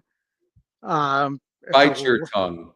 It's a lot of low-level claiming races now. Bite your tongue. You know, and you know, if I'm choosing between the two, I would prefer to watch races at Saratoga unless they're like 4-horse graded stakes races. But everything's off the turf all the time. Like, and you're talking about like Del Mar does not have low like stakes or claiming races at all. That's not true. You're seeing that at Santa Anita and stuff, but they're running a lot longer. You got a 45-day meet over whatever it is, 47 days at Del Mar, and you've got some of the best horses that are coming down there for the ship and win, for the big purses, for the status, for the weather, for everything. So Del Mar is an absolute great meet. It really is. All right, I'll go with you on that. I'll let you have that one. But yeah, I'm not, they're not rearranging my schedule for Del Mar is what I'll say. Yeah. It's tough to be around all the time with the, with the hours that they tend to run. So, do you think the 5 is going to run a better race here, or its form just looks too bad? What do you think? I mean, think the 5 could, but if it doesn't, the 1 gets an easy lead, doesn't it? Let's see. The 1, no. If you run the race simulator. Yeah, the race sim thinks the 6 and the. It says the 5's getting the lead. But I'm saying if the 5 doesn't run, if you do that, I mean, it's saying the 1's still the slowest. But if the 5 doesn't run, if that's the case, I think the 5 wins this race. My concern on the 2 is the 2 just doesn't have any speed. Yeah, I'm definitely worried about that. Like, no, they're off. They're off. Yeah. Yeah. Let's watch it. 6 got the lead. Well, that just probably means the 5's no good right now. And we're not getting any sound because I didn't hit share. There we go. Noki is up to engage. Thirsty Destiny, who continues to float wider and wider with every stride. Noki turns for home in front. Vegas Love takes up the chase on the outside. And down at the rail, she's just fluffy. 1 furlong left. And it's Noki clear by 3 over Vegas Love, who is certainly trying her best, but it is. Well, the 6 was Noki, probably best there. It just floated so far wide that they ate. Was Noki. Yeah. I was going to do an exact 2-1, but I didn't feel that comfortable, so I stayed out of it. And I wish even that trifecta, if you a 2-1-6 is nice. Well, we have Emerald coming online in a couple minutes. I'm sure you're super excited about that. But let's go to Gulfstream. Yeah, let's go. I appreciate that. You faked me out there. All right. Gulfstream, it looks like you have lone pace on this 2 horse who's the second pick. The 1, 2, and 6 are all taking money here, pretty much. So there might be value on the 8 who looks like an overlay. Yeah.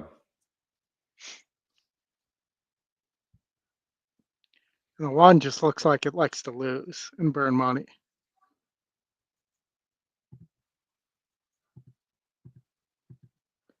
Let's see here. So I'm going to toss the 1 because I just think it's a money burner.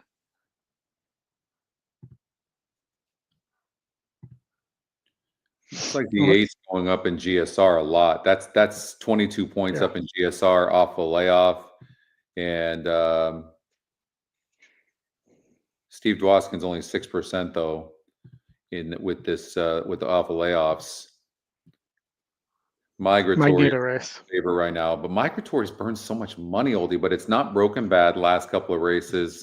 This is even though the race simulator has this horse winning by a couple of lengths, this one's, God, it's a tough one to get down with. Like, how do you catch the 2 horse? Listen up. Yeah. And I think the 6 is lightly raced. Put Zaya's aboard as well. I like both the 2 and the 6 better than the 1. I mean, the 1 Bolt's here too. I would be down with a 2. There's really nothing else here. I don't know what the 4 is going to do. It's coming off a layoff. The works don't really suggest anything. They're not terrible. Maybe they've got the 4 running okay. Kent Sweezy is 9% off a layoff. So,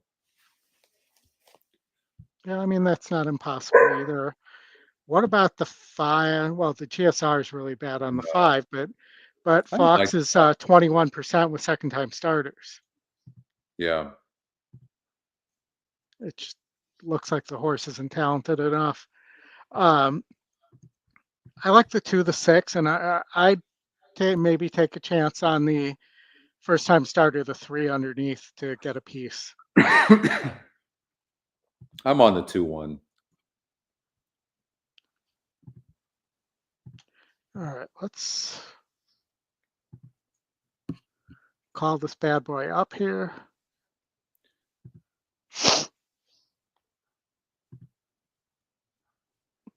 Take a look at them maybe a little bit too. Looks like a beautiful day in South Florida. Yeah. The reason I like the 2 horse is because you'll see a different race from this too, because it's going to clear, and it's also cutting back in distance from over at Tampa. So, and speed holds here, and the stretch is shorter. So that does give an advantage to the 2 horse, and the 1's the best closer in the race. So I think the 6 is getting a little bit over bet. And almost got home on the lead against similar company at Tampa too. Yeah. And 7 furlongs is a weird distance. So, the 6 furlong might be the right distance for this horse too. Yeah. Here's a look at the 3 horse at 30-1.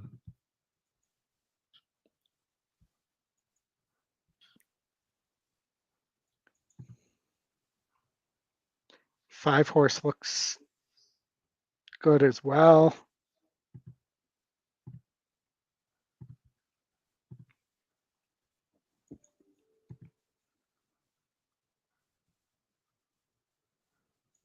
I don't know. I just feel like this 1's going to keep burning money because that's what it does. I mean, it's 0 for 8 with 5 in the money finishes. Yeah.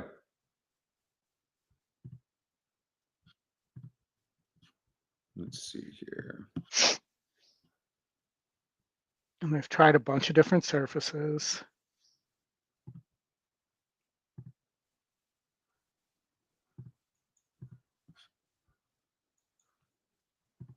Okay. Do you feel like you can look at horses on the track and get a feel?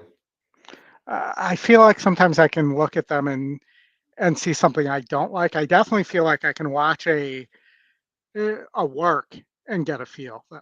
Yeah. Like if I can see them running, like I can see who can't get over the dirt easily or who doesn't like slop, just based on that. And that's pretty much if it's a solo work, I don't care about the time. I'm looking at how the horse gets over the track. That's all I want to see in a solo work. Because you don't really learn anything. It's like a horse turning for home and being by itself and having everything all its own way. Why would I want to watch that? Yeah. I will say that the 1 horse, from what I can tell, Migratory, does look really good. It's 37%, but it's very, very difficult to see a horse like this. This is probably why this horse gets bet all the time. It looks good, it acts good, it trains good in the morning, and then it gets in the afternoon, it doesn't run. It's got 4 third-place finishes. Plus, being on the rail is just not a good place to be. Well, I will say we had an 0 for 24 horse win today in the first race at Monmouth. You had a horse that was 0 for 10 when race 7 at the distance. The when horses race 7 are at the gate. It's now post time. Yeah. So 8th race field stepping into line. Maiden claimers at 6 furlongs. I mean, I imagine the 2 is going to be on the lead. What I worry about for the 6 horse is that it's in for you going forward with what's up, brother. I don't think the 4 has a look here, but it's fast early, and the 8's fast early. On the outside, 4 Beach Friends will complete the lot. The last 2 times it's run, so I'm not sure the 6 gets post. We'll see what happens. And they're off. Messy start for Juan Camoe, and what's the matter for you? Good start from between horses for Adversary, who's one of the first into stride, moving up toward the inside. That's Listen Up Chase. In between horses, Lucky Old Sun. Lucky Old Sun to the top. Listen Up Chance is down at the inside into second from What's Up Brother, who's in between horses. Up on the outside. Starter. Definitely seems live. Tory's at the rail. Adversary's out in the middle. That 6 horse is just running beautifully. The 1 horse is running nice as well. but 6 is struggling. Up to the outside, Adversary is now third. Migratory is at the rail fourth. 22-3 for the opening looks like quarter. 5, 4 6, Beach Friends 1, is if I now were to fifth. take a guess What's up, from this brother, and point. what's the matter for you? They both drop back. Well, Looking the for 2 room is the hasn't race given up favorite, yet on Migratory. open. Morelos is trying to hopefully thread the doesn't needle open up the rail inside for the with one the there. advantage. Lucky Old Son. He wheels for home on top. From the far outside, Adversary not getting 6 through is gonna get it. Migratory. He angles off heels now, but meanwhile, One's been Adversary too much gets the jump on him, and Adversary has taken a clear lead under Edgard Zayas. Eddie Plessis Jr. to the winner's circle, please. It's Adversary in front. Up for second, Migratory holding third. Lucky Old Son. Then listen up, Shane. And guys, we can see it in the results, but put a note on that one that it's burning a money burner. Just to remind yourself. I mean, that horse went off at even money, 1-1. That's crazy. That is so crazy. Yeah.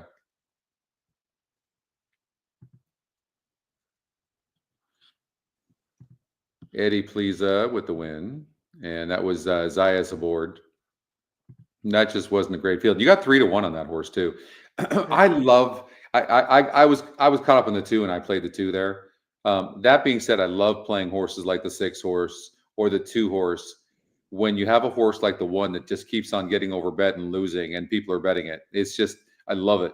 And look at it, the 6 horse was 9-5 on the E morning line and had an outside post. And the 2 horse was supposed to have the lead there, and could not get it. So I don't like that. Yeah. And you got a gift at 3-1 there. You did. All right. Looks like we got either Aqueduct or another stake. So we have the Delaware Derby at Delaware Park here. I can take a look. Looks like we're 7 minutes from that and 14 minutes from Monmouth. Let's go to Delaware Park. All right. This is their big 3-year-old race here, the Delaware Derby. Kentucky Outlaw and Admiral Dennis are your co-favorites here, 2-1 and 8-5. Yeah, I used to follow Admiral Dennis. Yeah, I always respected that horse. And Barbadian Runner was in that Pegasus we watched at Monmouth, was the E long shot there, and was a horse I actually liked but scratched out of there. I don't like it as much in this field, the 1 horse, but I do think it's not the worst long shot. It has beaten 68 SORs. It has a couple wins over 72s as well. I'm just not sure it wants to go 8.5.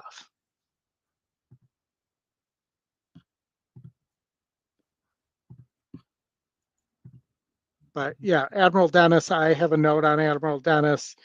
I was on Admiral Dennis at the beginning of the Kentucky Derby season as well. Yeah. I don't think I like 8-5 on Admiral Dennis though. And there just seems to be no speed to chase Kentucky Outlaw off the lead here. I mean, it had a stutter step last time out. It broke 13th the time before that. It stumbled 4 races back. Like, I think you have to give that horse the benefit of the doubt for those things. So I'm not sure that we want to just give up on that horse, but Kentucky Outlaw, I mean, this is these young horses that are up and coming, running good. Interesting that Dunn added blinkers last time out, and it worked after this horse had won its first 2 races. Yeah. And it rated and did fine. So Paco Lopez aboard is a positive sign as well. But this horse is not in the same league in my mind as Admiral Dennis, as long as Admiral Dennis has a good trip and is doing well. And based on that June 9th work, Oldie, of 4 of 65, like, it looks to me like Admiral Dennis is fine. I was surprised though. Kentucky Outlaws 9-5 on the E morning line. So yeah. No, I actually think Kentucky Outlaw is the play here. Yeah. There was a lot of speed in this race that scratched out. Yeah. And that this is almost 30 points in pace number. The race sim indicates it's going to get a pretty easy lead here too. And I'll tell you, so Admiral Dennis, the thing is, Admiral Dennis is one of those horses that finds trouble every time. Yeah. And, if it went back to running the way it did when it broke its maiden and was close to the pace, that's fine, but it really hasn't shown the ability when it's not within a couple lengths to do anything. And it wasn't classy enough in the gun runner as well, even though I know it had problems there. It stumbled coming out of the gate. The Rebel was too good for it as well, but it has trouble getting out of the gate. Yeah. I mean, I would much prefer somebody like Barbadian Runner. It's easy for somebody else to say. Yeah. Just off form. If I were looking here, or Sacred Thunder's not in good form. Pascaline hasn't run well since, well, has run well, but not great since turning 3.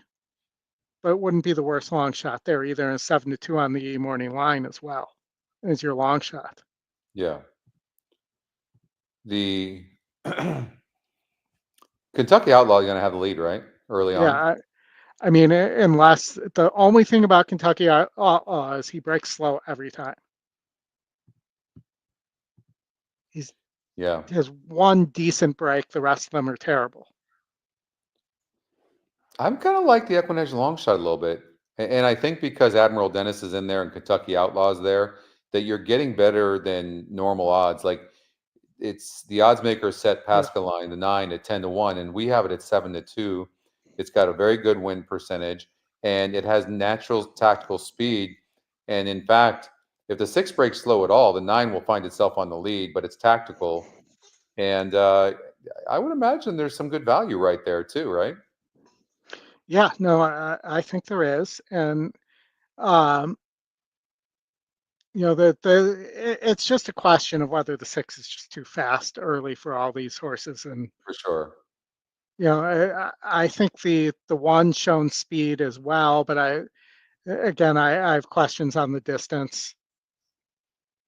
But, when I say shown speed, I mean his stalk the pace. Yeah, I Never mean, been but on the lead. it's if you run the first call, I mean, this horse is going to be 3.5, 4 lengths back. It's not really a closer. Omaha is an interesting horse for me for the 3rd spot.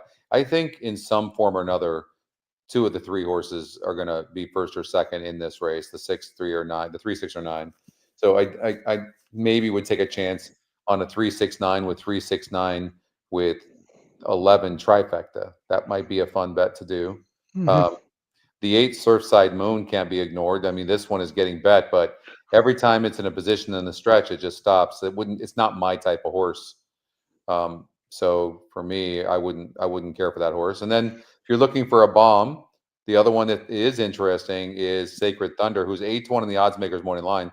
We had this line set at 25-1. The horse is currently 25-1, Oldie. Yeah, I think this is a sprinter. I mean, granted, the GSR doesn't say so, but it beat an 82 group going 6 furlongs. And really, the 2 of its 3 wins have been at 6 furlongs. Yeah. I just don't know that this horse wants to go 8.5 here. Yeah. I mean, Surfside Moon is getting bat. And that horse only has a maiden win. And it's 0 for 5 since breaking its maiden. It's 12-1 on the morning line and is at 3-1 right now. And when you have things like that happen, you get value elsewhere. So looks like they're almost at the gate.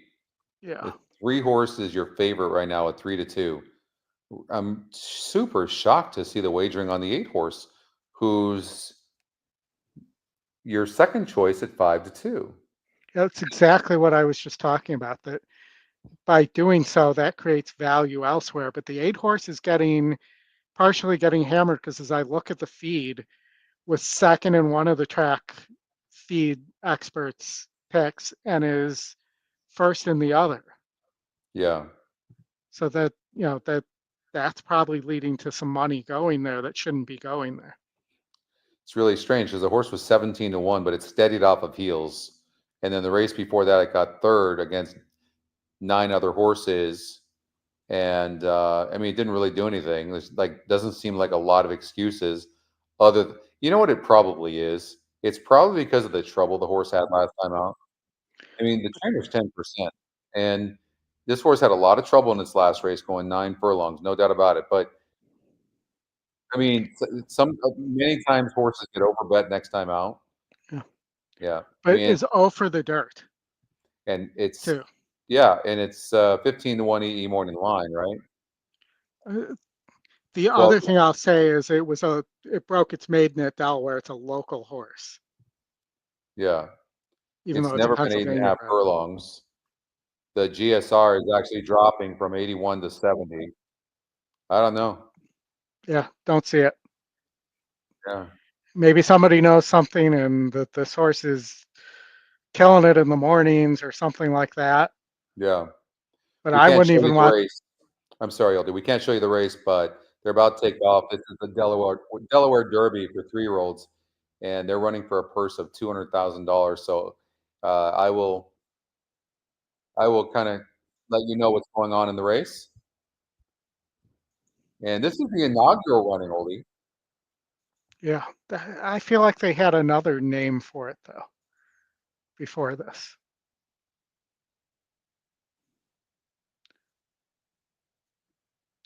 And Kentucky Outlaw So broke slow. the 6 missed the break. Now it's going to go for the lead. And look at the 3-horse broke really good, Oldie. Wow.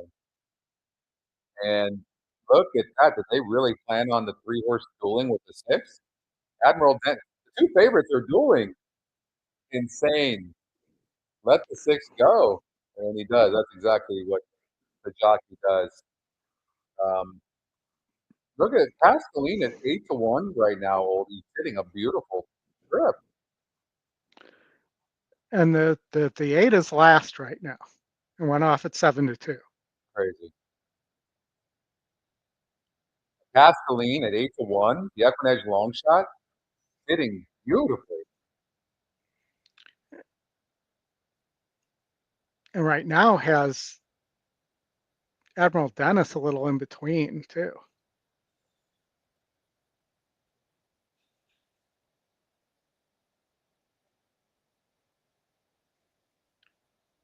The 8 is struggling. Pascaline now is losing steam, and there comes Admiral Dennis. Yeah, Admiral Dennis looks gone here.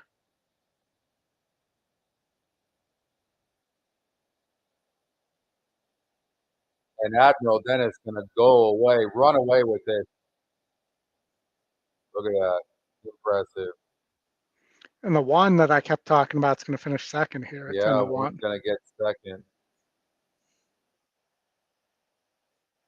Impressive. 3-1-6. And Luan Machado aboard. And he got the first thing he did was get Admiral Dennis out of the gate very nicely. So it was the first time that he was aboard Admiral Dennis, who now has 3 wins in 7 races, and that's going to push his earnings over 300,000 easy. All right, we are on to Monmouth Race 10, Bishop's Bay. The 9-horse, 72% now. Okay, let's see here. Monmouth race number 10. The Salvator Mile Stakes. Okay. That was my Salvatore accent. I don't know what that was supposed to be. Yeah, I really wasn't sure what that was. I think I was kind of in between as to how I wanted to play the accent, and it just came out weird. Which is how I would describe the accent, as weird. Yeah, that's okay. You know what, though? You went for it. That's the most important thing. Yes. Look, we talked about this. Bishop's Bay. Who should we use with? Who should we use with Bishop's Bay? That's really what we should be talking about. Well, you're not going to make any money on a straight Bishop's Bay Tuscan. What is that paying exacta? I mean, Yeah, nothing. It's gonna. I'll tell you right now. So that will pay $2. I'll give you a long shot that I think is interesting. The 5-horse surface to air.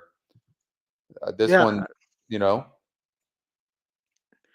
this one's in pretty good form. yeah. You know, I'm just looking here. Maybe the 2 trademark. Oliver won race 1 or race 1, race 8, I leg don't 1 love here. horses like that. Now this horse is off a layoff, so of course Vicky Oliver could have this horse coming back okay. But from the stretch to the finish, this horse in the last Just only 1, 5%. 2, 3, 4, 5 races, 6 races, this horse has lost ground from the stretch to the finish. I don't even know why this horse is in a grade 3 race, honestly. I don't get it. Well, because it won a grade 2 in 2023 would be Who my cares? answer. Like this is an opportunity this is why you're 9%. Sorry, but it's true. Yeah. Like, and I very rarely you'll hear me criticize trainers, but it just doesn't make sense. Like, put this horse in an allowance race, and it's probably a decent horse, probably training very good. It looks like it's training very good, and what do? You just kill its confidence by putting it in a grade 3 race with some very nice horses. I don't get it. But could get a piece here. I mean,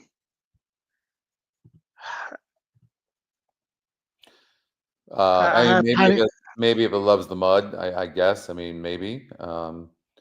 But Bishop's Bay is going to be super, super tough. Yeah. Nelson Avenue, this one has some speed. This is the EquinEdge long shot that could take them a long way on the lead. And I think Bishop's Bay is going to maybe sit off the 7. I really do think Nelson Avenue, the 7, is going to send very hard. Now, Bishop's Bay styles to be, on the lead or really near the lead, but got an outside post. But I think that Pratt is going to let Nelson Avenue go, and I imagine Nelson Avenue is going to send, but we'll see. Well, Nelson Avenue also has this one outlier race in the Potts barn in the slop. You want to go to the race? Yeah. They're loading.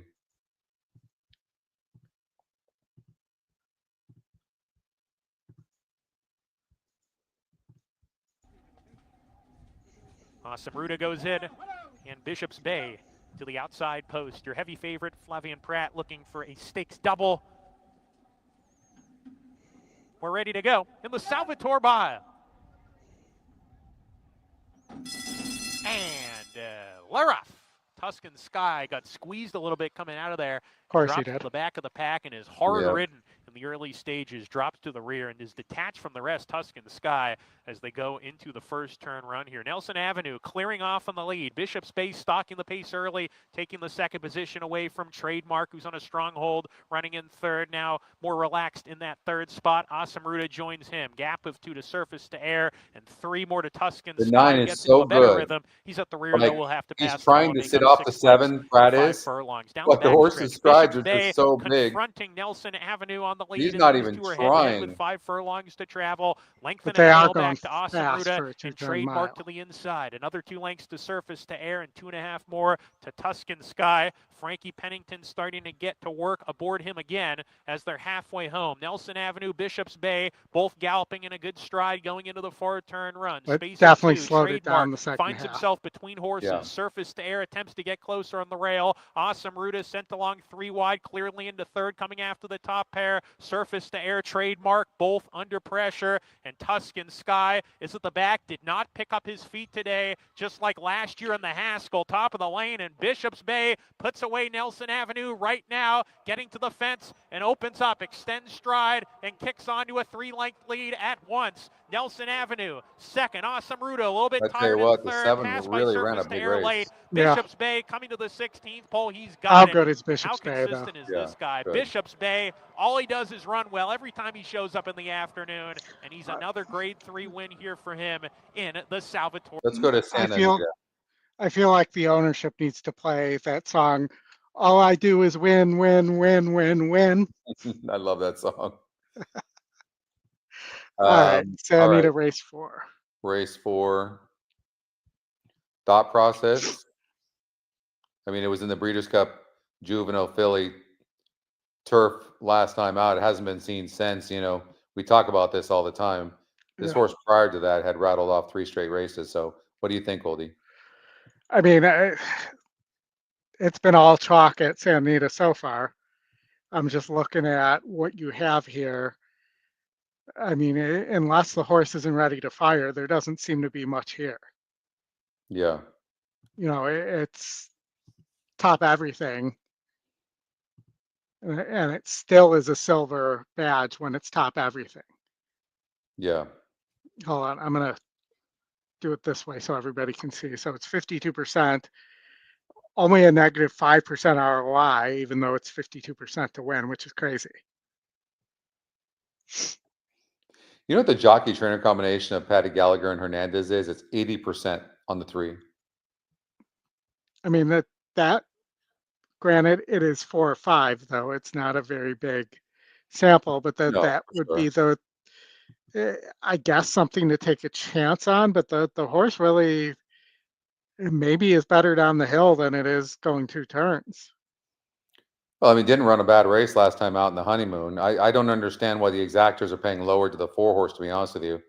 I mean, the 4 horse just broke its maiden gate to wire last time out. I mean, this is a much tougher group. I think I'd rather have the 3 than the 4 personally, but I don't know. But if you look at the 3 here, you know, you go back to the mile races, and against easier, it burnt money. The 3, yeah, Yeah. Look, I really think it's more of like a 6, 6.5, and down the hill horse. yeah, Which there's nothing wrong with that either. I mean, there's a lot of good horses that way. Maybe the 4 just is taking money on the exacta line. The win percentage sees it at 30%. I mean, the 2 D'Amatos are 80% of the win percentage. yeah, maybe, yep, But you know, maybe that's why, and just the fact that there's just not much here. I mean, you're not gonna spend too much time on the 1 who's 1% like that. That's a complete they're going into toss. the gate, Oldie. They're going into the All gate. right, you're doing a good job of keeping me Yeah. honest here with this. Bye, Deb. We'll see you later. Have Thanks, a nice. Deb. They're off. Innovative out alertly. Thought process has speed too, but not much pace on in the opening furlong. Schilflied is in between those 2 and now goes on with thought process to lead them. Innovative backs off. Someday Lady in the pink down at the rail, and Hey Lil Lady also guided to the fence, but is the distant trailer. It's thought process the leader, rounding the clubhouse turn with Schilflied a length back second. Someday Lady has made 3rd. Another 2 back to Innovative, reserved at this stage, 5 lengths off the pace and 7 or 8 clear of Hey Lil Lady. They're onto the backstretch, chasing thought process. The heavy favorite carving out the I mean, fractions, 3's getting a leading great it by just under a trip, length forcing the to 2 to Schilflied. go fast. 4 more, Someday Lady 3rd. Innovative still in the 4th spot with a half mile to go, and another 4 to Hey Lil Lady. It's Rispoli and thought process. Schilflied trying to pester a bit in second. Now hard ridden to try and keep pace with the odds on choice. A gap of 6. Innovative takes 3rd outside Someday Lady and Hey Lil Lady. 1/4 mile to go. And thought process doing it beautifully on the front end. Opens up 2 on Schilflied 2nd. Then Innovative 3rd. Coming to the 8th pole. Let's see if running this fast. Nope, I was going to say if running this fast early. Yeah, Ford's going to get on it. the outside, but it was a 1-horse race on paper, and in reality, thought process easily. cruises, wins it by 6. Second is a very close photo between. That might have been a heater for second. Yeah, that was very close. That 5 ran a huge race. Hey Little Lady. Yeah. Let's get Laurel out of there. Let's see what we got. Gulfstream race 9 coming up. We got 3 minutes to post here. All right, Gulfstream 9. GP9. And this was a race actually I was looking forward to because I actually like the one as a long shot here. And Linza for Gustavo Delgado. It's a twirling candy going a mile on the turf and has a 20 point, a 30 point, 31 point pace advantage. Which one? Here, the one. The one. What's wrong with if you forgive the last few races and the layoff, Zayas jumps aboard for Safi, but what about the 11 horse? Was my second choice. So yes, I totally see it moving to turf. The real question is the turf move. Yeah. Because the GSR goes down.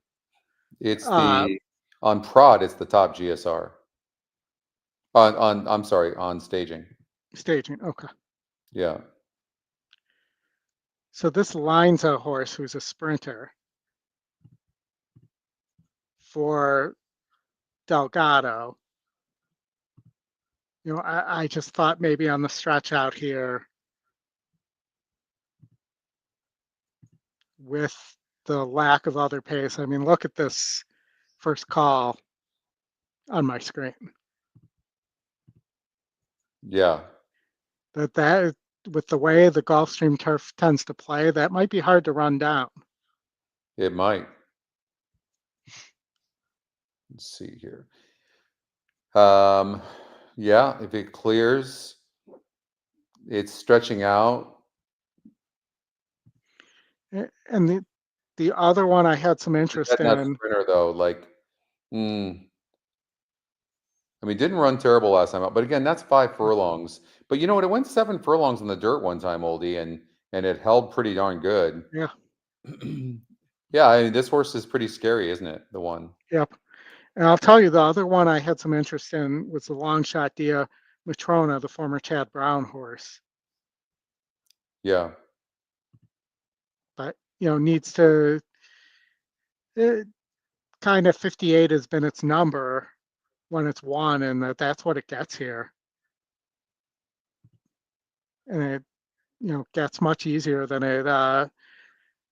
than those previous 2 races on the turf in the Walensky barn. Yeah. What about the 3 Armanda Rising?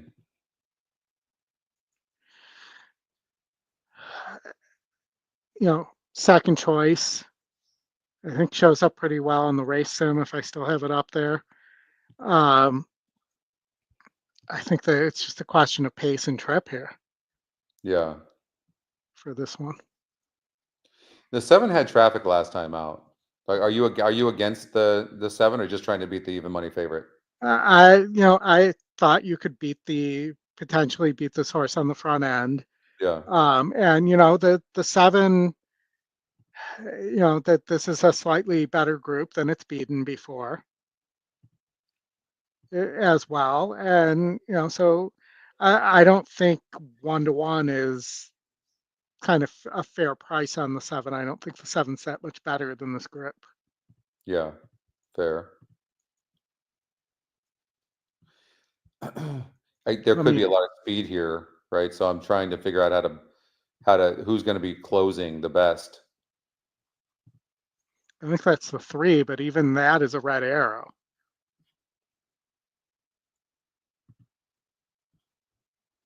Yeah, there is no like blue arrow. Yeah. Here, which is interesting, which makes me like the 7 that much more, to be honest with you. I don't think I'm going to try to beat the 7 here. All right, let's take a look here. And while we do that, Scotty, I'm going to take my quick pit stop here. Go ahead. You know, the 7 horse Smiling Ellie is definitely the horse to beat. But this Armada Rising, you know, what I like to do is take some of the lightly raced horses, and when I look at Armada Rising, this horse is, you know, it ran really good breaking its maiden, and so you take these lightly rated horses, racing or horses that haven't run in a long time, and this horse won last time out breaking its maiden off of really long layoff. It raced in 11 months and it won easy. So why not come back with this horse, especially at 8-1? It's not a The bad horses thing. are at the gate. So It's now 8-1 post right time. now on that one. Moving into line now for race number 9. Even money looking at favorite like an Smiling 8 Ellie. Jose Morelos or up for Mark Cassie. And 2-3 exacta. Second choice is the 4 Maybe a Starship 7-2-3. Boeing. The 4 at 9-2 definitely is a player, no doubt about it. But First I'm going racing to coast to coast pick 5 Exact begins about here. We welcome our 2-3-7. simulcast partners at Santa Anita Park. Wish you good luck on the sequence today. Boston Rose stepping into line. 2 away from a start. Deflection and Walua.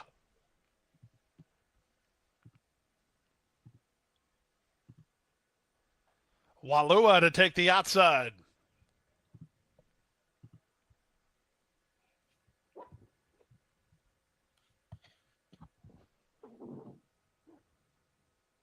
They're at the post.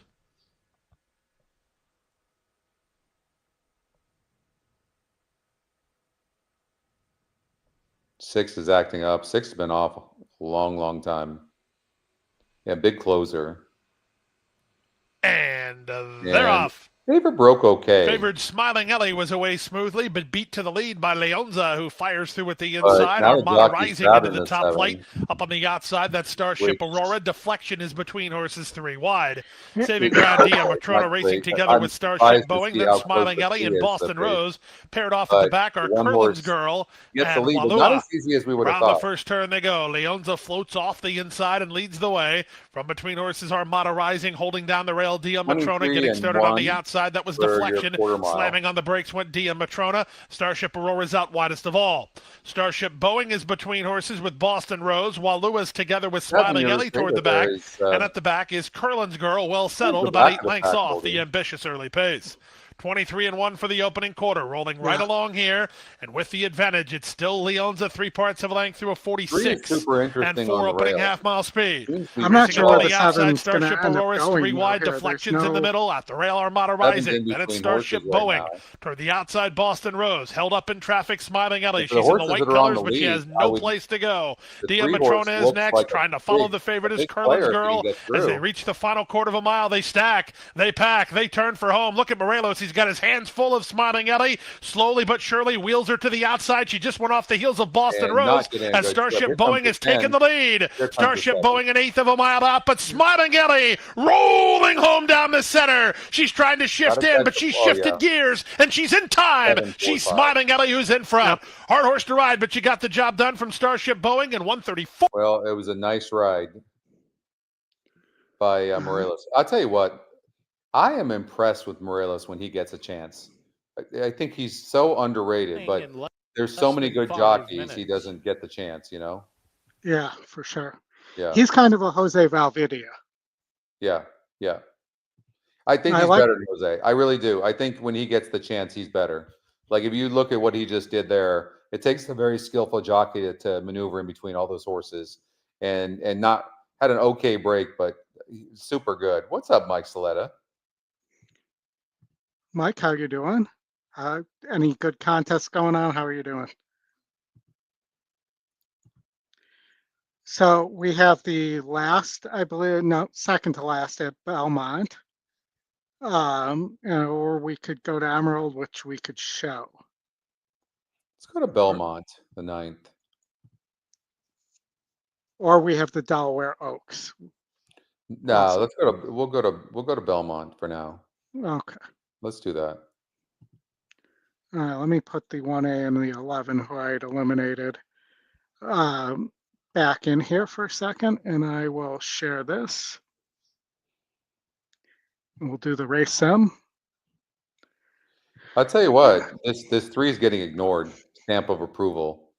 Yeah. And it's dropping in class big time. Huge drop. It'll probably have the lead. If Enigmatic doesn't break good, first time for Nevin, then 3 is gone. Right now you're getting 6-1. Well, and it's because it's Aqueduct too, or Belmont, you know, that one, I'm going to try to see if I can find the post position. That one's breaking from the 9 post. Yeah. Yeah. And that they do that sometimes with those coupled entries. So the that they don't actually break from the usual post. The 1A is the one to the inside Yeah. who doesn't have that kind of speed. So stamp of approval, if he can get or she can get out of the gate, could get a pretty easy lead there just from the less distance and the straighter to This the horse first is going turn to there. get bet down from 6-1 to 5-2. Watch. But let's say that the 1, 3, and 4 all do break, Yeah. or the 1 and 3, and that there's a pace duel there. I kind of like the 7 Turf Rocket. Why? I mean, I bad just, start last time out for sure. Not the best breaker in the world, and I mean that's got to be some sort of hunch because I mean, well, well, it's if, near the finish for sure. yeah, Yeah, on the race simulator, no doubt. There's I only mean, one horse with a blue closing arrow, and that's the horse that just broke its maiden. Linda Rice claimed this horse for 30,000 off of Abreu last time out, but it's had 2 straight layoff lines. Here's the thing about the 11 horse, and it's not for sale, by the way, so she must like this claim. yeah, What I see in a situation like this is this horse must be super, super talented, but has issues, and so it probably going to be very, very tough here, and you're getting 3-1. I would imagine look for the 11 to be closing very, very fast. all right, I'm going to go 3, 7, 11 here. They're in the gate. All right. One more left to load, the 1A.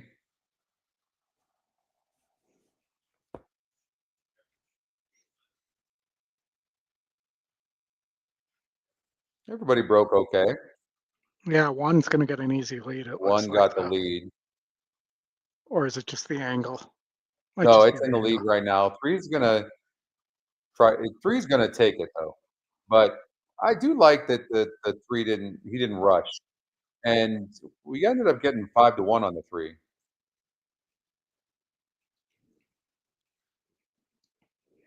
And we're I like going 1 mile and a 16th, and that's a very fast opening quarter in the slop.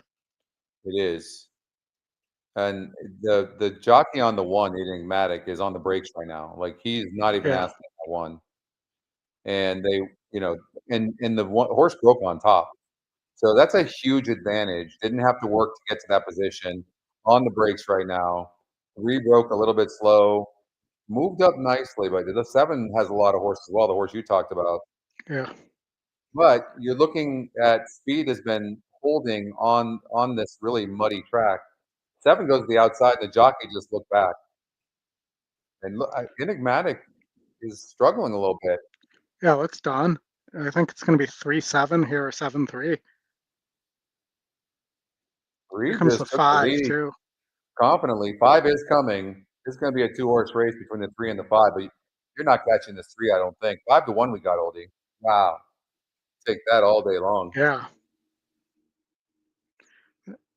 That would have been a great tournament play there too, and a cash Yeah. play on that exacta. I bet the horse to win, but I don't think I could have seen the 5 horse at those odds. All right, we still have Delaware Park race 9 here, the Delaware Oaks for 3-year-old fillies, if we care to look at that before we go back to Monmouth for the next Monmouth stakes race. We have the 7 Fondley, who was in the Kentucky Oaks. We have the 5 Paris Lily, who was in the Black Eyed Susan. You have Margie's Intentions, the 4 who won the Black Eyed Susan for Brad Cox. So you have some pretty decent horses here. It's a good field. Margie's Intention won a grade 2 last time out. First time for Brad Cox over at Pimlico on a sloppy track, right? And this horse looks super impressive. Luan Machado aboard again. Yeah, I mean, I really think it's the 7 or the 4 here. If I throw out the Kentucky Oaks, because strange things happen in the Kentucky Oaks. fondly for grand motion. GSR goes up. The 5, the GSR goes way down. Just looking to see if there was anything else. Maybe the 6 for Shug. So when I'm looking at the new GSRs that we're testing, it's got the 4 horse jumping up in class, or not up in class, but up in GSR by 12 points. Okay. Yeah. So for what it's worth. What do you have on the 3 horse Complexity Jane? Lightly raced, undefeated for Brittany Russell. On the 3 Complexity Jane, it's a very nice horse. It's moved up in class each time. As far as the GSRs go, it's they're good, but they're a little bit lower than a few of these in here, like the 1 Kinsey Queen, the EquinEdge Long Shot, the 6 horse Kassir.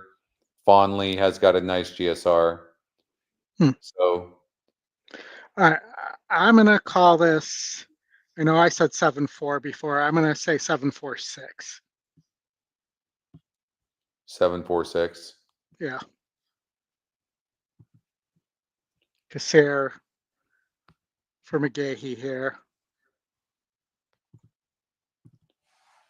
Big race. Let's see here.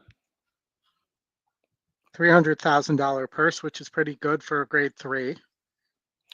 What don't you like about Margie's Intention, or is there something you don't love? No, I said 4. I do actually like the 4. 4, Yeah. 7, and 6. My question here is if the 5 doesn't break all that great, because it tends to not break all that great, could the 7 get an easy lead? 7 or the 3, maybe.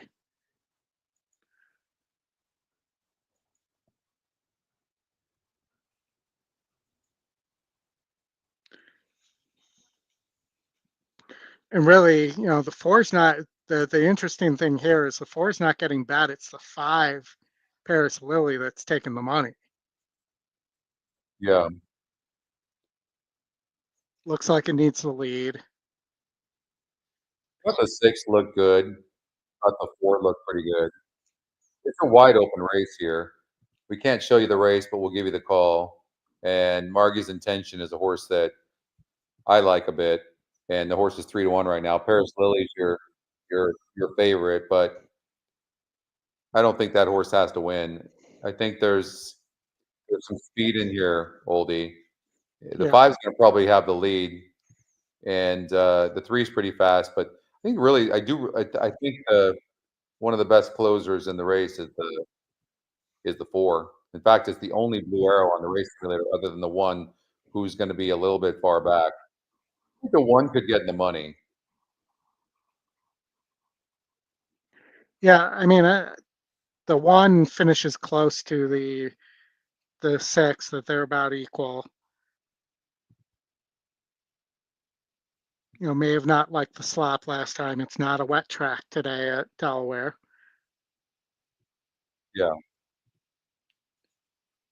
Well, there one more to load here. All right, there is 9 of them in here. Your favorite is the 5, who's most likely going to have a broke very slow, very, very slow. And little surprise, but the 7 horse is going to take the lead. There's some speed up front there, Oldie. They're moving. Yeah. I mean, they are really moving.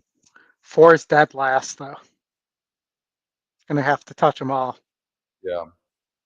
And now the 7's cleared and may have 5's trying to rush up here. He's not rushing up, but the horse is pulling him. And, and we'll see. I mean, advantage 7 right now. The jockey stuck to his guns and said, I'm getting the lead here. A little bit of sweat on his flank.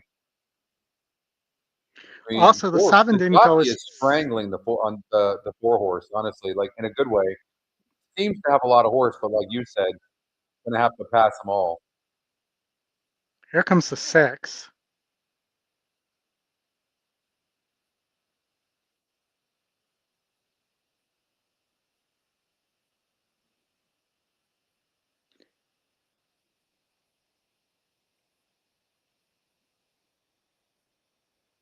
Marty's intention, they're running. No.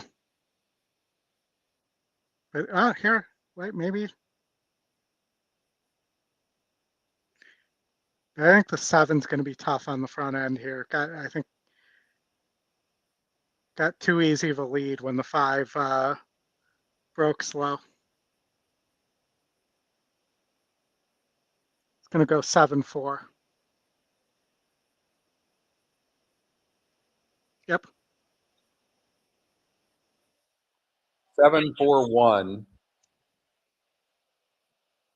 7-4-1.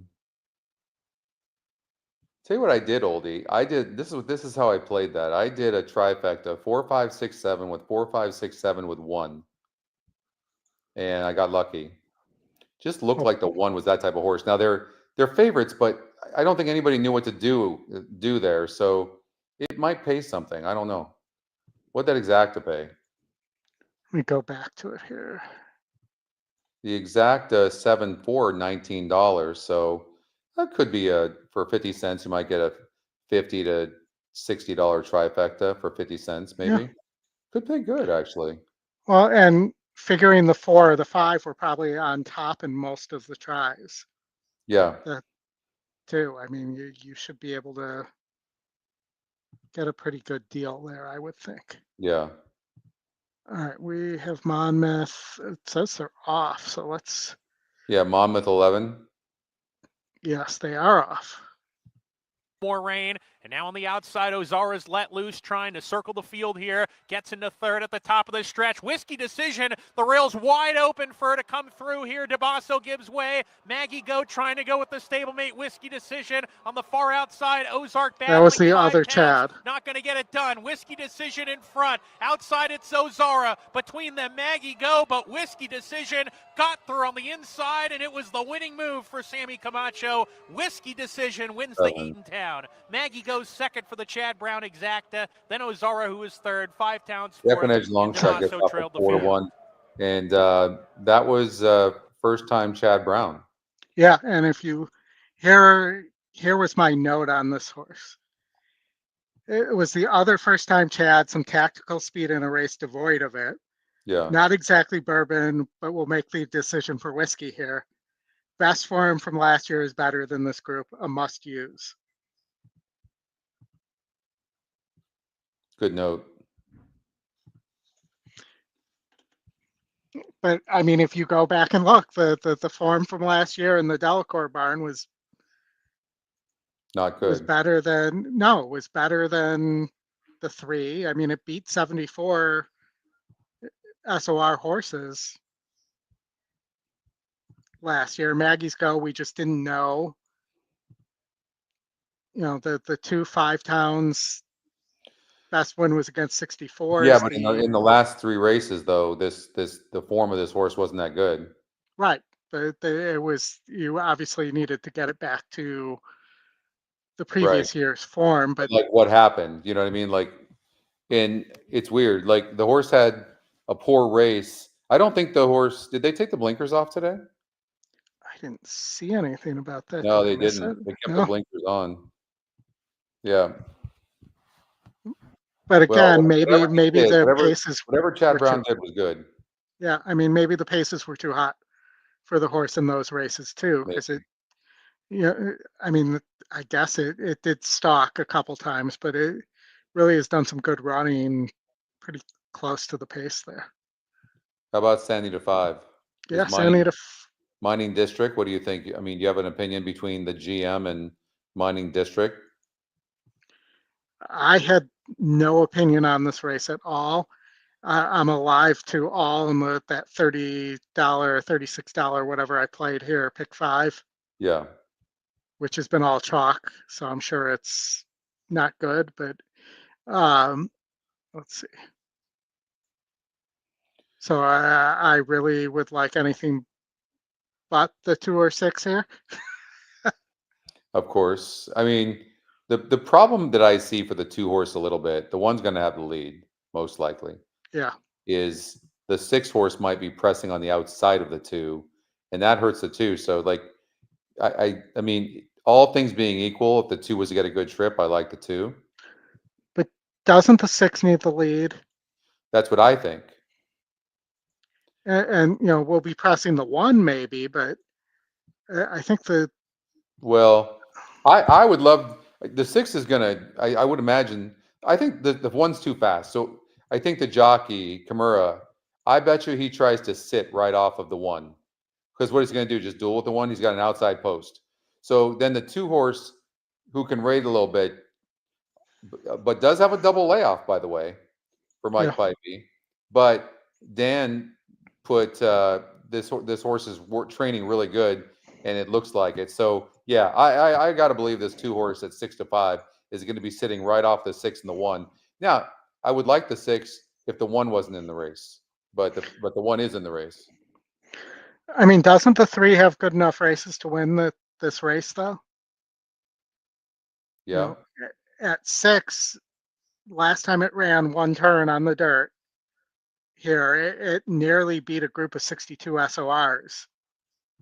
I mean, if it can refine its form, you're right. Because what you can do is if you throw out the race down the hill, it didn't break well, and it still finished, and then it went a mile last time out, and the last time it went a mile as well, 8 back, it didn't like a mile either. So, and it was against tougher.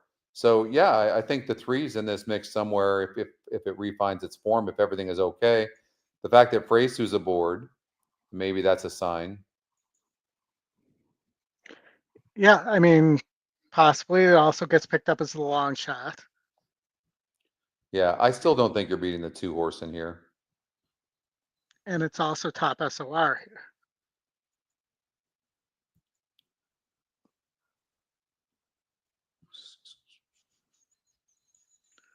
But so we don't get caught before they go here, we got 2 minutes here.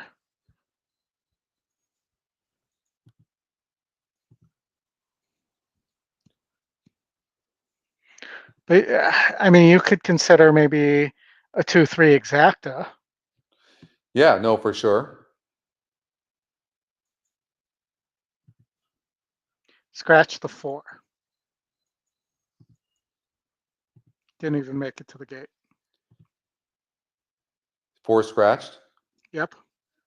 Cody boy.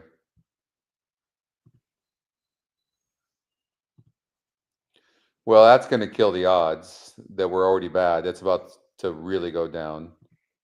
I don't even think I didn't even like that horse.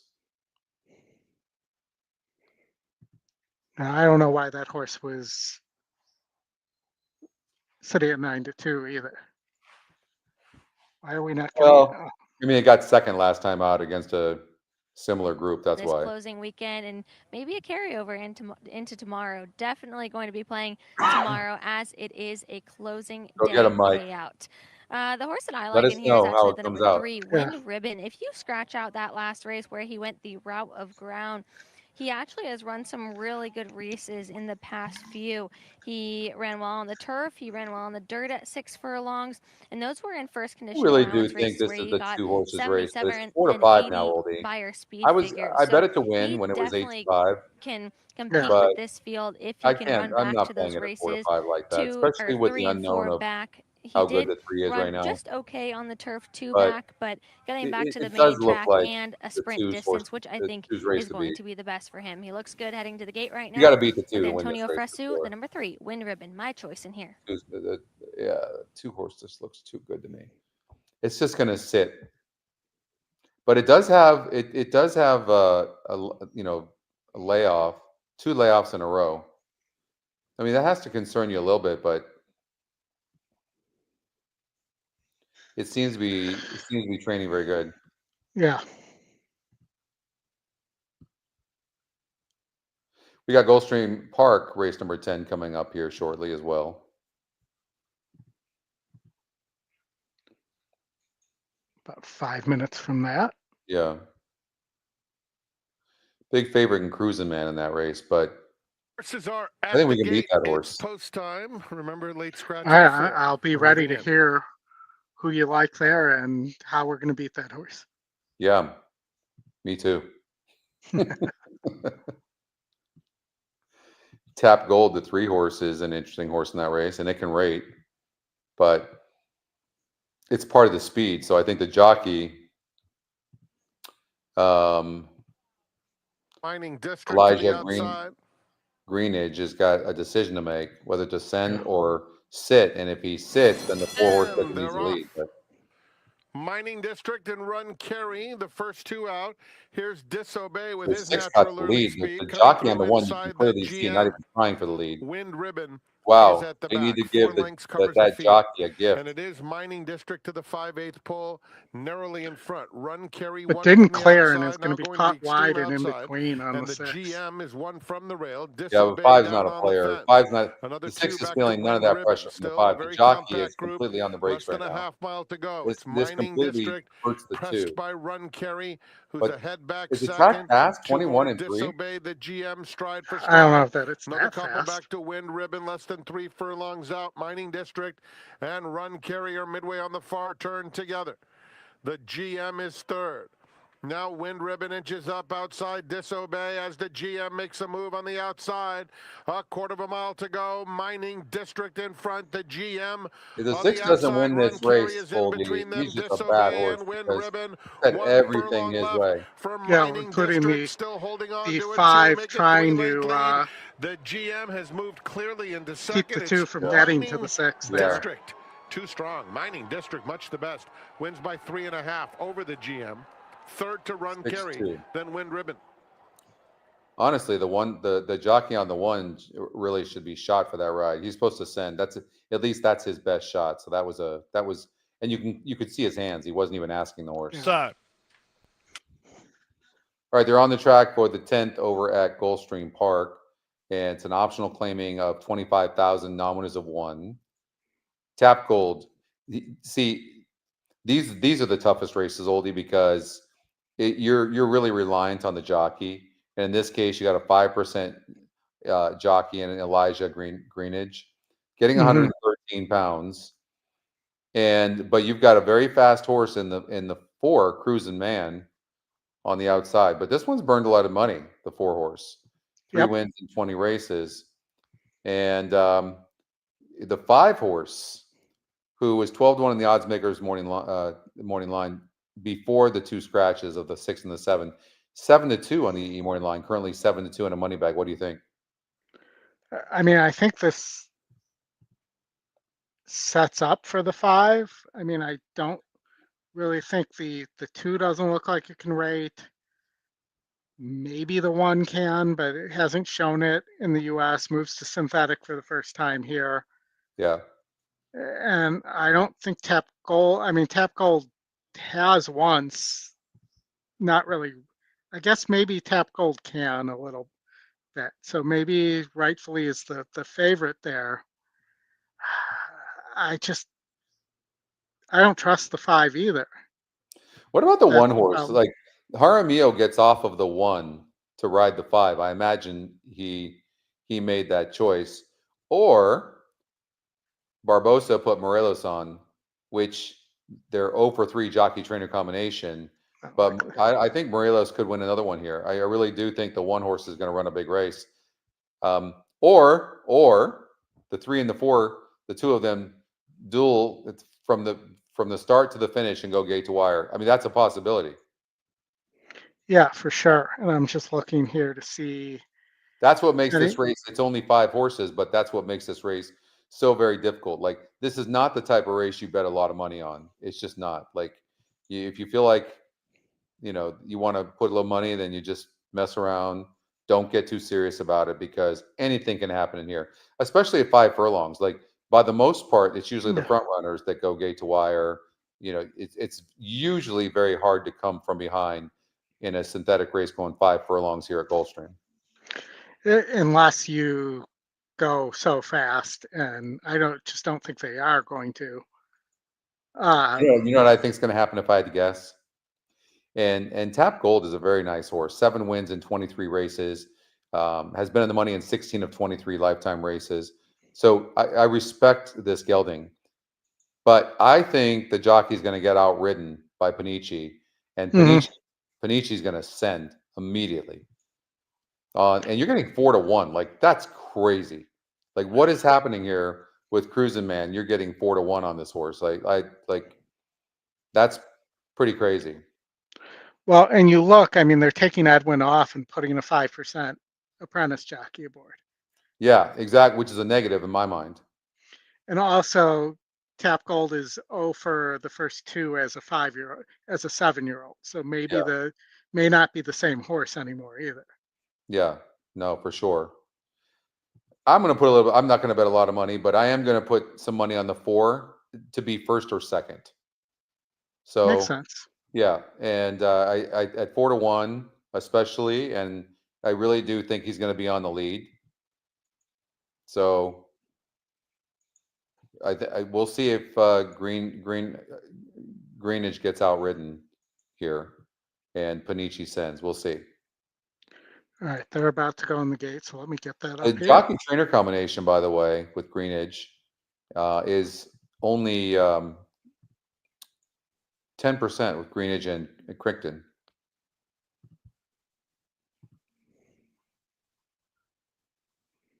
No sound yet from the track here. I'm doing a trifecta: 4 with 1-5 with 1-5. 4 with 1-5 with 1-5. I'm not even playing the 3 horse to be in the money.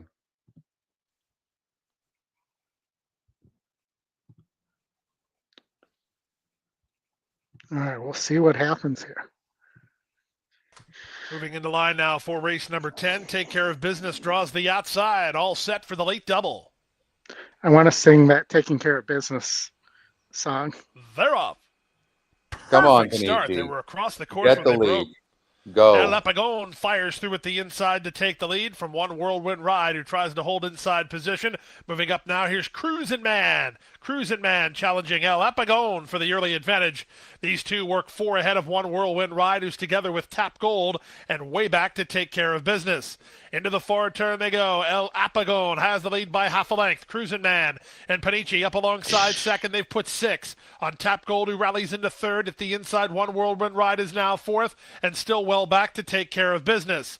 They couldn't have gone any quicker in the early stages here. From the inside, El Apagón still has the lead. Cruisin' Man gave up valuable real estate around the turn and is a length and a half behind. Trying to rally in from the back is Take Care of Business. They're an eighth of a mile from home.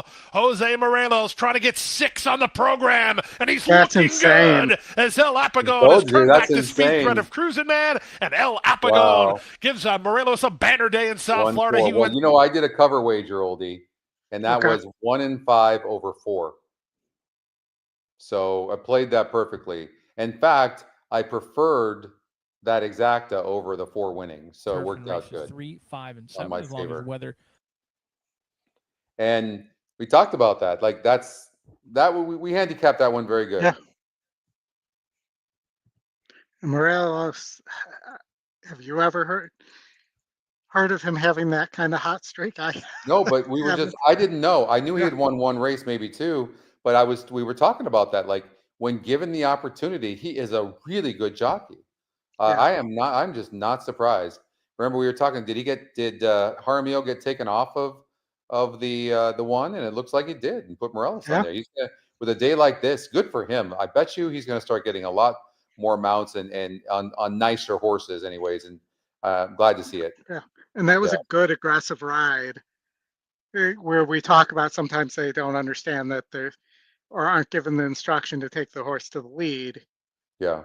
And you could see Morelos knew that horse had to be on the lead. Yep. It's huge. And the 3 horse not even in the money. All right. I believe we have Belmont. just a couple races left. We got Belmont, race 10, and then we have Monmouth, the last at Monmouth, the Ladies' Secret Stakes there. Perfect. And I'll also say, with the amount of money that it costs to play the pick 6 carryover, that we Yeah. didn't end up playing. It unless something crazy comes up here, if you look at the will pays, it probably wasn't worth it. You have several that are only paying about $3,000 there amongst the favorites, Yeah. and the 12 is only 5. I mean, it just doesn't seem like for the investment it takes to win a $1 pick six that was worthwhile. So what do you think about this race in here? So when I originally handicapped this, and that was without the 15 and the 14 in there, Yeah. I thought it was between the 12 and the 7, and Okay. then one of the first time starters I thought would run either the 1 or the 3. So I was on those 4 horses. Let's see here. The Engelhardt horse has a couple nice works. That May 11th, 15 of 187.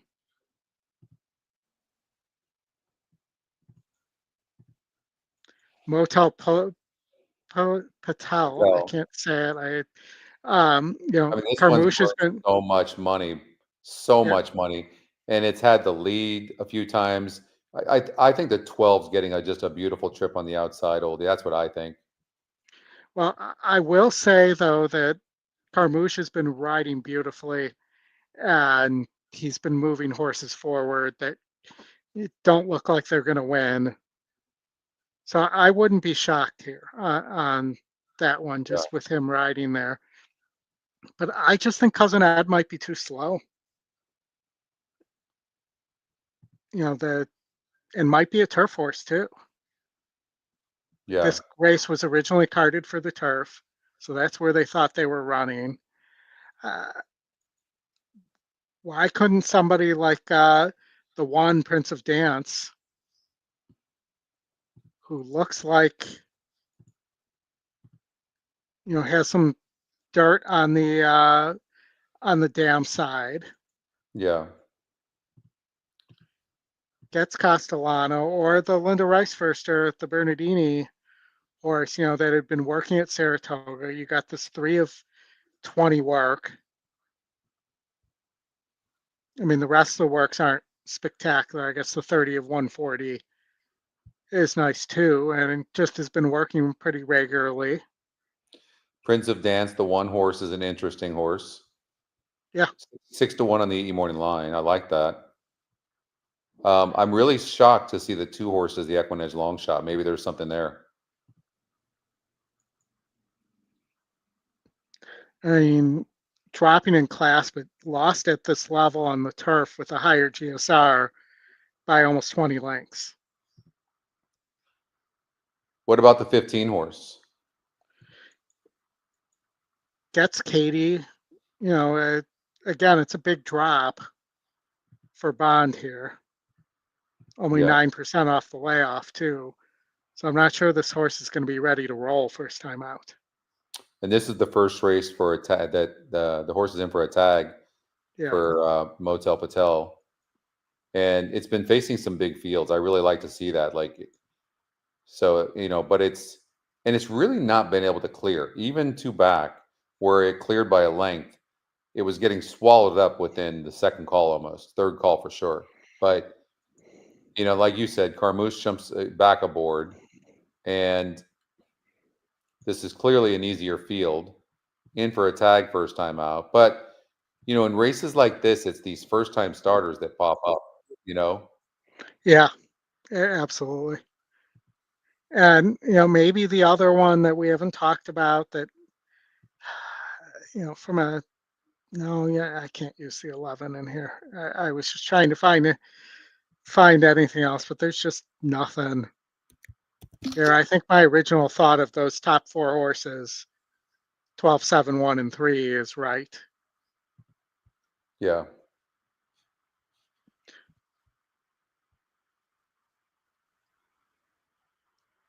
Let's see here.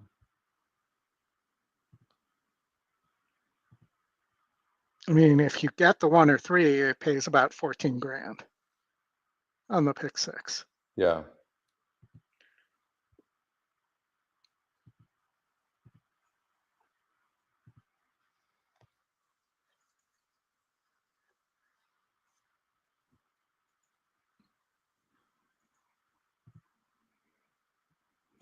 I just think the 7 horse going gate to wire is going to be tough to catch. Yeah. 15 is getting some big time bets, but I worry a little bit about the 14 horse hurting the 12's chances because the 14 is kind of fast. But it does look like the 7 will be tough going gate to wire.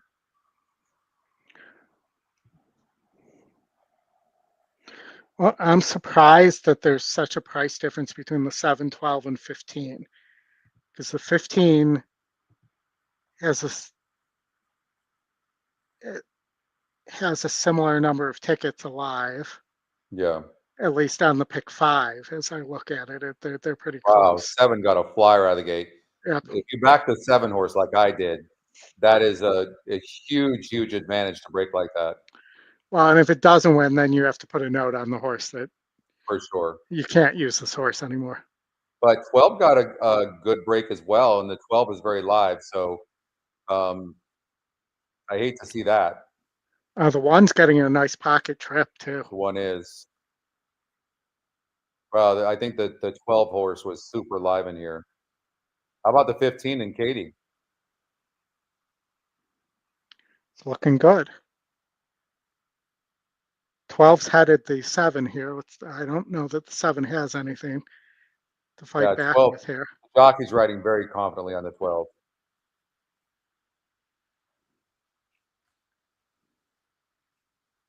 Wow, 12's gone. Yep. Yeah. See if he's going to be able to hold off the 15. The 15's coming. That 1 ran huge as well. All right, let's get out to Monmouth Park for the last race. And all right. You liked what here? I was on a Colt, the 1, and I added the 5 Dream Concert. Let's see here. Monmouth. Let me get out there. Okay. A Colt we knew would be the favorite, but I think Chris was saying this horse wasn't a money burner, but for me it is. Who did I like? I think you liked Majestic Oops. Yeah. Oops. Yeah. But I do. Do like you that like horse. it at 8 to 5? I do. Yeah. Okay. I do. I think it's going to get a really nice trip. 5's going to be on the lead, and the 7's going to be sitting in the 2nd spot most likely. And I mean, the 1's the horse to beat, no doubt. It's the class of the field. We'll see. Brown's already, you know, he's been hot. 3 to 5 right now, not surprising. You know, prior to the last race, this horse had 3 straight layoff lines. Right, so it's a hard read. It really is. But the last 3 times this horse was the favorite, talking about the 1 at Colt, it's lost. What about Catherine Wheel, the EquinEdge long shot? This one, that was a nice race last time here for Chad Brown. Does he win with Marin? I mean, to me, this horse has burnt a ton of money. Well, look at the. Yeah, it has. You know, Is it possible that the 1 horse isn't even in the money here, and it comes in 7-3? I think it's possible. Isn't it more likely that it's like 1-5-7 or something like that? Go. Sit down. Come on. I don't know. Okay. Or does Chad have the 3 here to send? Is he going to send one of his 2 horses? I don't know. I know I'm betting the 7 to win, and I'm gonna do an exacta 7-3. I'm gonna try to beat the 1 recognizing have that now reached the I starting know gate. that It's the post time for race number one 12. is The going to be Ladies' tough. I Secret get it. Stakes. A Colt to the inside post, the first one to load in. Catherine Wheel coming up.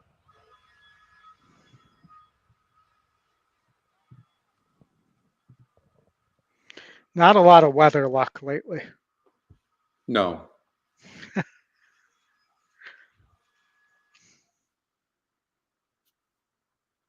Dream Concert coming up. Gold Strategy. So this is the $100,000 Ladies' Secret Majestic Oops. for Fillies Round and out the Mares. field. It's been a fun Haskell preview day, and we end I things would with imagine the Ladies' 7 Secret is sending Stakes. from We're the ready to outside, go. Oldie. And we're off. Good beginning. Catherine Wheel especially. She's on the lead right away. Majestic Oops in second. Dream Concert coming to split that pair and come up and get the lead here with 1 lap to go. So it's Dream Concert, the long shot in front. Majestic Oops second. Catherine Wheel off the speed, getting outside to try to get into the clear as they go into the first turn run. Gold Strategy fourth early on, and that leaves a Colt to trail. 2 runners on the lead there together. Dream Concert neck in front. Majestic Oops really hounding now, and these 2 are locked in battle with 3/4 of a mile to go. There's a space of 2 to Catherine Wheel, racing alone in third. She's 4 clear of her stablemate, a Colt, and the long shot Gold Strategy. So the longest shot in the race and the favorite are at the back of the field together, down the backstretch, 2 by 1 by 2. Dream Concert still going at it with Majestic Oops on the outside. Space of 2. Catherine Wheel gets the perfect trip in third, and she's 3 ahead of a Colt and Gold Strategy as they're halfway home. Dream Concert, Majestic Oops, not giving each other a breather here as they go into the 4-turn run, and they streak 2.5 ahead. Catherine Wheel getting closer in third. A Colt down on the rail fourth is pushed upon just a little bit now. Gold Strategy still alongside as they round the 4th turn. It's Majestic Oops putting away Dream Concert on the fence. She's trying but is left behind. Catherine Wheel, no excuses from here. She's third, trying to catch Majestic Oops, who keeps going. Majestic Oops off the turn with a 2-length lead now. Catherine Wheel second. A Colt getting going on the far outside, but still has 3 lengths to gain. Gonna burn money Oops again. Good reaching call, for the Scotty. wire. She's grittily holding on to the lead, and she's still well ahead. And Majestic Oops, she's in career best form for trainer Dan Ward. Isaac Castillo aboard. Majestic Oops, the winner. I was really getting a little worried with the pressing of the 5 horse, to be honest with you. But held off there. I was hoping it would come in 7-3. It looked like the 1 wasn't even going to be in the money at first. Did you see that? It really did, but yeah. But we got there. You want to stay one more race for the Santa Anita? Sure. As they're coming onto the track? All right, we can do that. Or do we want to watch this this Indy race real fast? No, let's go to Santa Anita. Let's handicap Santa Anita. All right. Santa Anita, race 6, which I believe, let's see if I'm right here, is also the start of the, it does not look like we have that on there yet, but the start of the Turf Pick 3 as well. And that is the possibly perfect stakes. You have a 1-9 favorite in Mrs. Astor. Yeah, the 2 horse who they're going 10 furlongs here. The 2 horse. Look at the 1 horse though, Kentucky Gal. Right? Yeah. Last couple of races has been at 10 furlongs. It's been in allowance optional claiming, so that's not that strong. This is a little bit tougher, but this one's got a first and a second in those 2 races. Clearly in good form for D'Amato, and Hernandez jumps aboard. Freysu's not aboard. Freysu jumps to the 6 horse. I can't imagine. It's the other Phil D'Amato horse. I can't even imagine D'Amato would have taken. Well, Freysu ran Starry Heavens, the Irish bred, last time out too. I mean, can't imagine. First of all, optional claiming for the 1. Yeah, I mean, the form looks good on paper and it could be deceiving, but class-wise, the 6 horse Starry Heavens has more class. And then, but you've got Miss Astor, who's a grade 3 winner. I mean, the 2 horse is dominant in this race. The more I'm looking at this, Yeah. it's not even a race in my mind. I would like a 2-6 exacta. What about the third D'Amato here, Paris Secret, the other Irish bred? Let's see here. I mean, that'd be, you would have to know something or a hunch bet. The horse has 4 straight layoff lines. Only ran 3 times in 2024 and hasn't run once in 2025.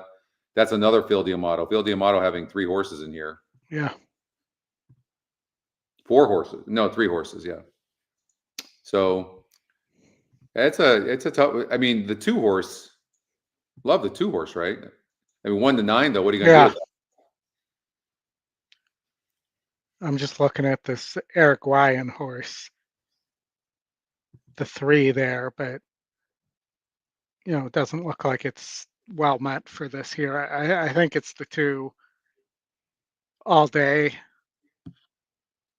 And let's see, is there something you could play a double into, maybe? Thank you, Caesar.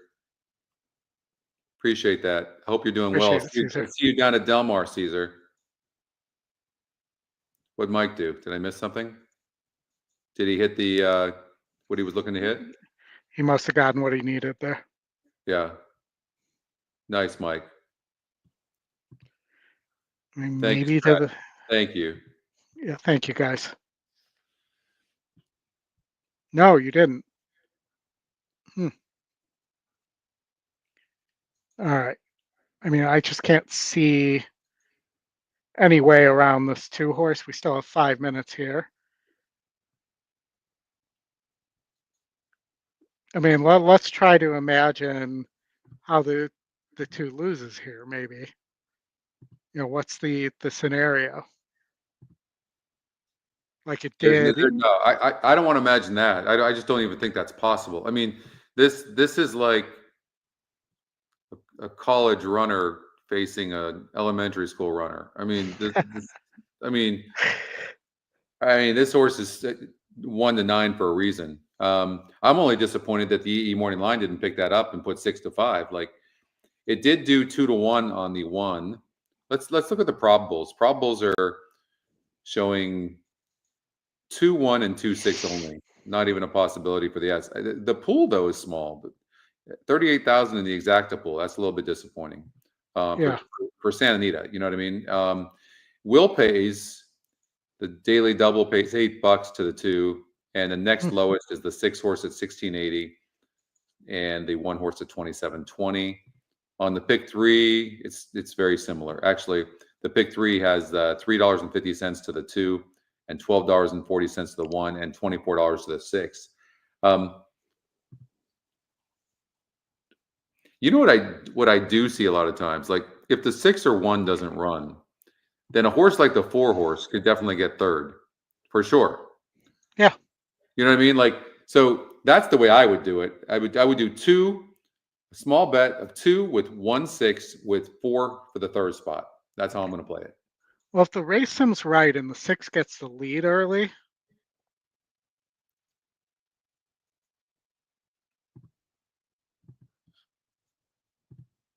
that would be how you could potentially beat the 2. Yeah. That's what I did. I mean, the thing is a 1 to 9 horse should be winning the race sim by more than a nose. Wow, look at that. What's up, Jeff? 2-7. 2-7. Hold on here. Huh? What's Jeff talking about? Someone bet Next race. So it's 2-7 double. Oh, a double. Jeff I missed that. Sorry. Thank you, Caesar. We'll see you there, brother. Yeah. Yeah, someone bet a lot. Dara said that that's why she's such a big favorite. But she looks like the big favorite. But the race simulator doesn't have her winning by that much over the 1 though. Could it really be that close? Or the 6. For that matter. Yeah. Holy crap! Or the 4. I don't know. Maybe we're missing something.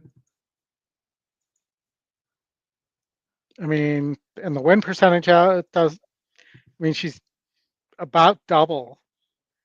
Well, And how the about win this too? percentage And the EE morning line only has the horse at 6-5, right? So let's say why Hmm. don't we, I mean, even for a small, let's say a David Entertainment play, don't you throw the 2 out and just play a 1-4-6 exacta box here and hope that the 2 doesn't finish in the first 2 spots? Hmm. It's not likely. I mean, there's not a lot of horses in the field. It's just not likely. Jockey trainer combinations 35%. I mean, could a horse like the 1?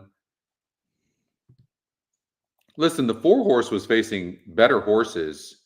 Well, that's not true. In the Santa Ana, it got second to Mahina did. The 4 horse got second to Miss Astor in that race. So only by about 2.5 lengths. Yeah. So that exacta, if they did that again, the exacta 2-4 is $7. That's a nice exacta. Maybe that's the way to play it. Well, I mean, you get a 1-9 shot.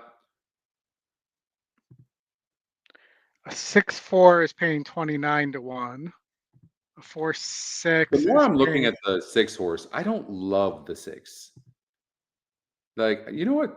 The more I think going in about the it, gate the here. more I think about it, I am going to do a bet. I'm going to do a 2-4 exacta as well. It's post time for the possibly perfect. Mrs. Astor and I mean, let's Paris have Secret coming up. let's have another situation like the Santa Ana 2-4.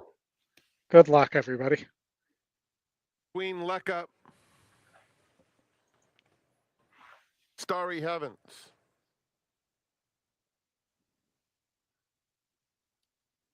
And they're off in the possibly perfect. It was a very smooth beginning for all. And Kentucky Gal takes the initiative. Starry Heavens comes away in good order. And Mrs. Astor is in between those two. As they get to the main course, it's Kentucky Gal, the leader, opening up a 1.5 lengths. Here's Starry Heavens in the center of the course, now coming to challenge. And in behind them, Mrs. Astor, 2 back in third. Mahina is on the rail, followed by Paris Secret, and Queen Lecca is 6 lengths off Kentucky Gal, who will show the way, prompted by Starry Heavens. Hey, look at that Kentucky Gal. Heavily favored Mrs. Astor Got covers bet down to Mahina, 5 a to 2. 1.5 lengths, That's no Paris joke. Secret, Like that's and Queen real money. Lecca. They move into the Santa Anita Like that's clubhouse known. That's and like it's in the know Kentucky money. Gal. Left Or column that's now computer opens up money. a 1.5 lengths. That's Starry true, Heavens, which is Antonio just as good, Freysuit if not tracking better. from second, and then it's Mahina and Mrs. Astor still right together. No change in the running order. Paris Secret 48 5 and off 1, the pace, nothing. and 2 more to Queen Lecca. Juan Hernandez and Kentucky Gal. Going toward the half-mile pole, leading by a 1/2 length. Starry Heavens still second. Mahina at the rail. Mrs. Astor yet to be asked in fourth, 3 lengths off the pace. Paris Secret is next. Queen Lecca has trailed throughout. Kentucky Gal, Starry Heavens.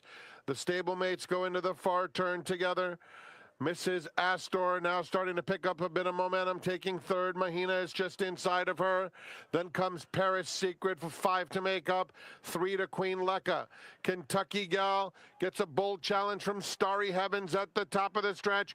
These two come to the 8th pole together. Mrs. Astor still 2 back in third, starting to pick up a little bit of ground. Has to get to this top pair as Mahina dives down toward the rail. Mahina running a very big race. And here's Mahina on the inside. Mrs. Astor, Starry Evans driving finish. You got your 2-4, Scotty. You got it. Got there. That's Mahina, insane. Boom. huge in defeat.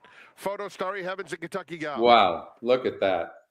And how good was the race sim? I mean, it Wow, had the 2 just winning. that's insane. That is so good. You're absolutely right. Look at that. Like that's what the race sim had. That is incredible. Look at that. Show that, Oldie. Hold on, let me. That's just so back to stupid. When you think about that race sim, look at that. Boom. That was so crazy. Look at that. And I mean, that's just luck right there. Look at that. Yep. And if you saw that and you just said, I'm going to cover all 4 of those horses, and the 4 horse 18 to 1, Are you kidding me? Yep. That is crazy. The 2-4 exacta paid $8 and change, Oldie. I'm really happy with that result. Good job. Yeah. It's awesome.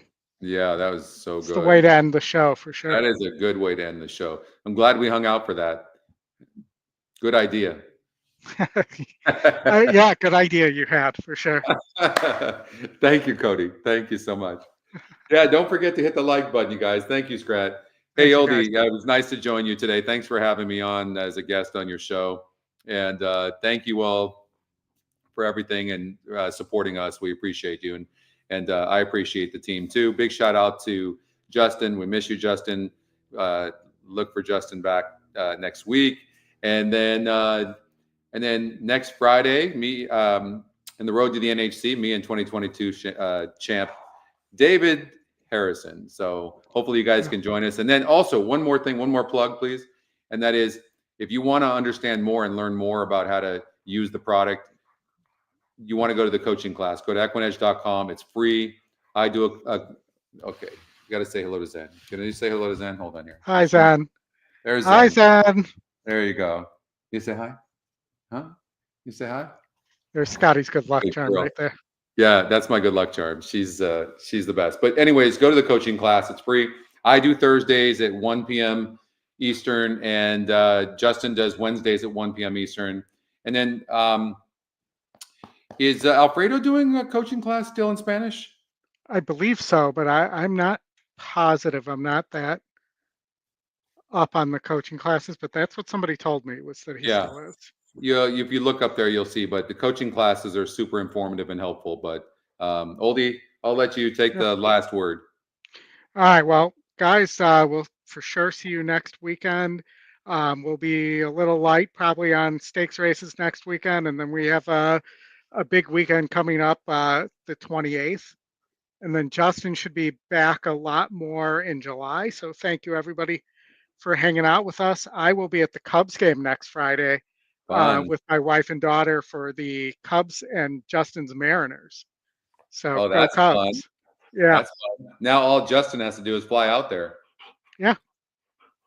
We'll get Justin out here sometime for a Cubs game too. But appreciate it, everybody. Thank you for hanging out. And Scotty, thank you for letting me do a show on your channel. If you're going to thank me for having you on as a guest, I have to say that.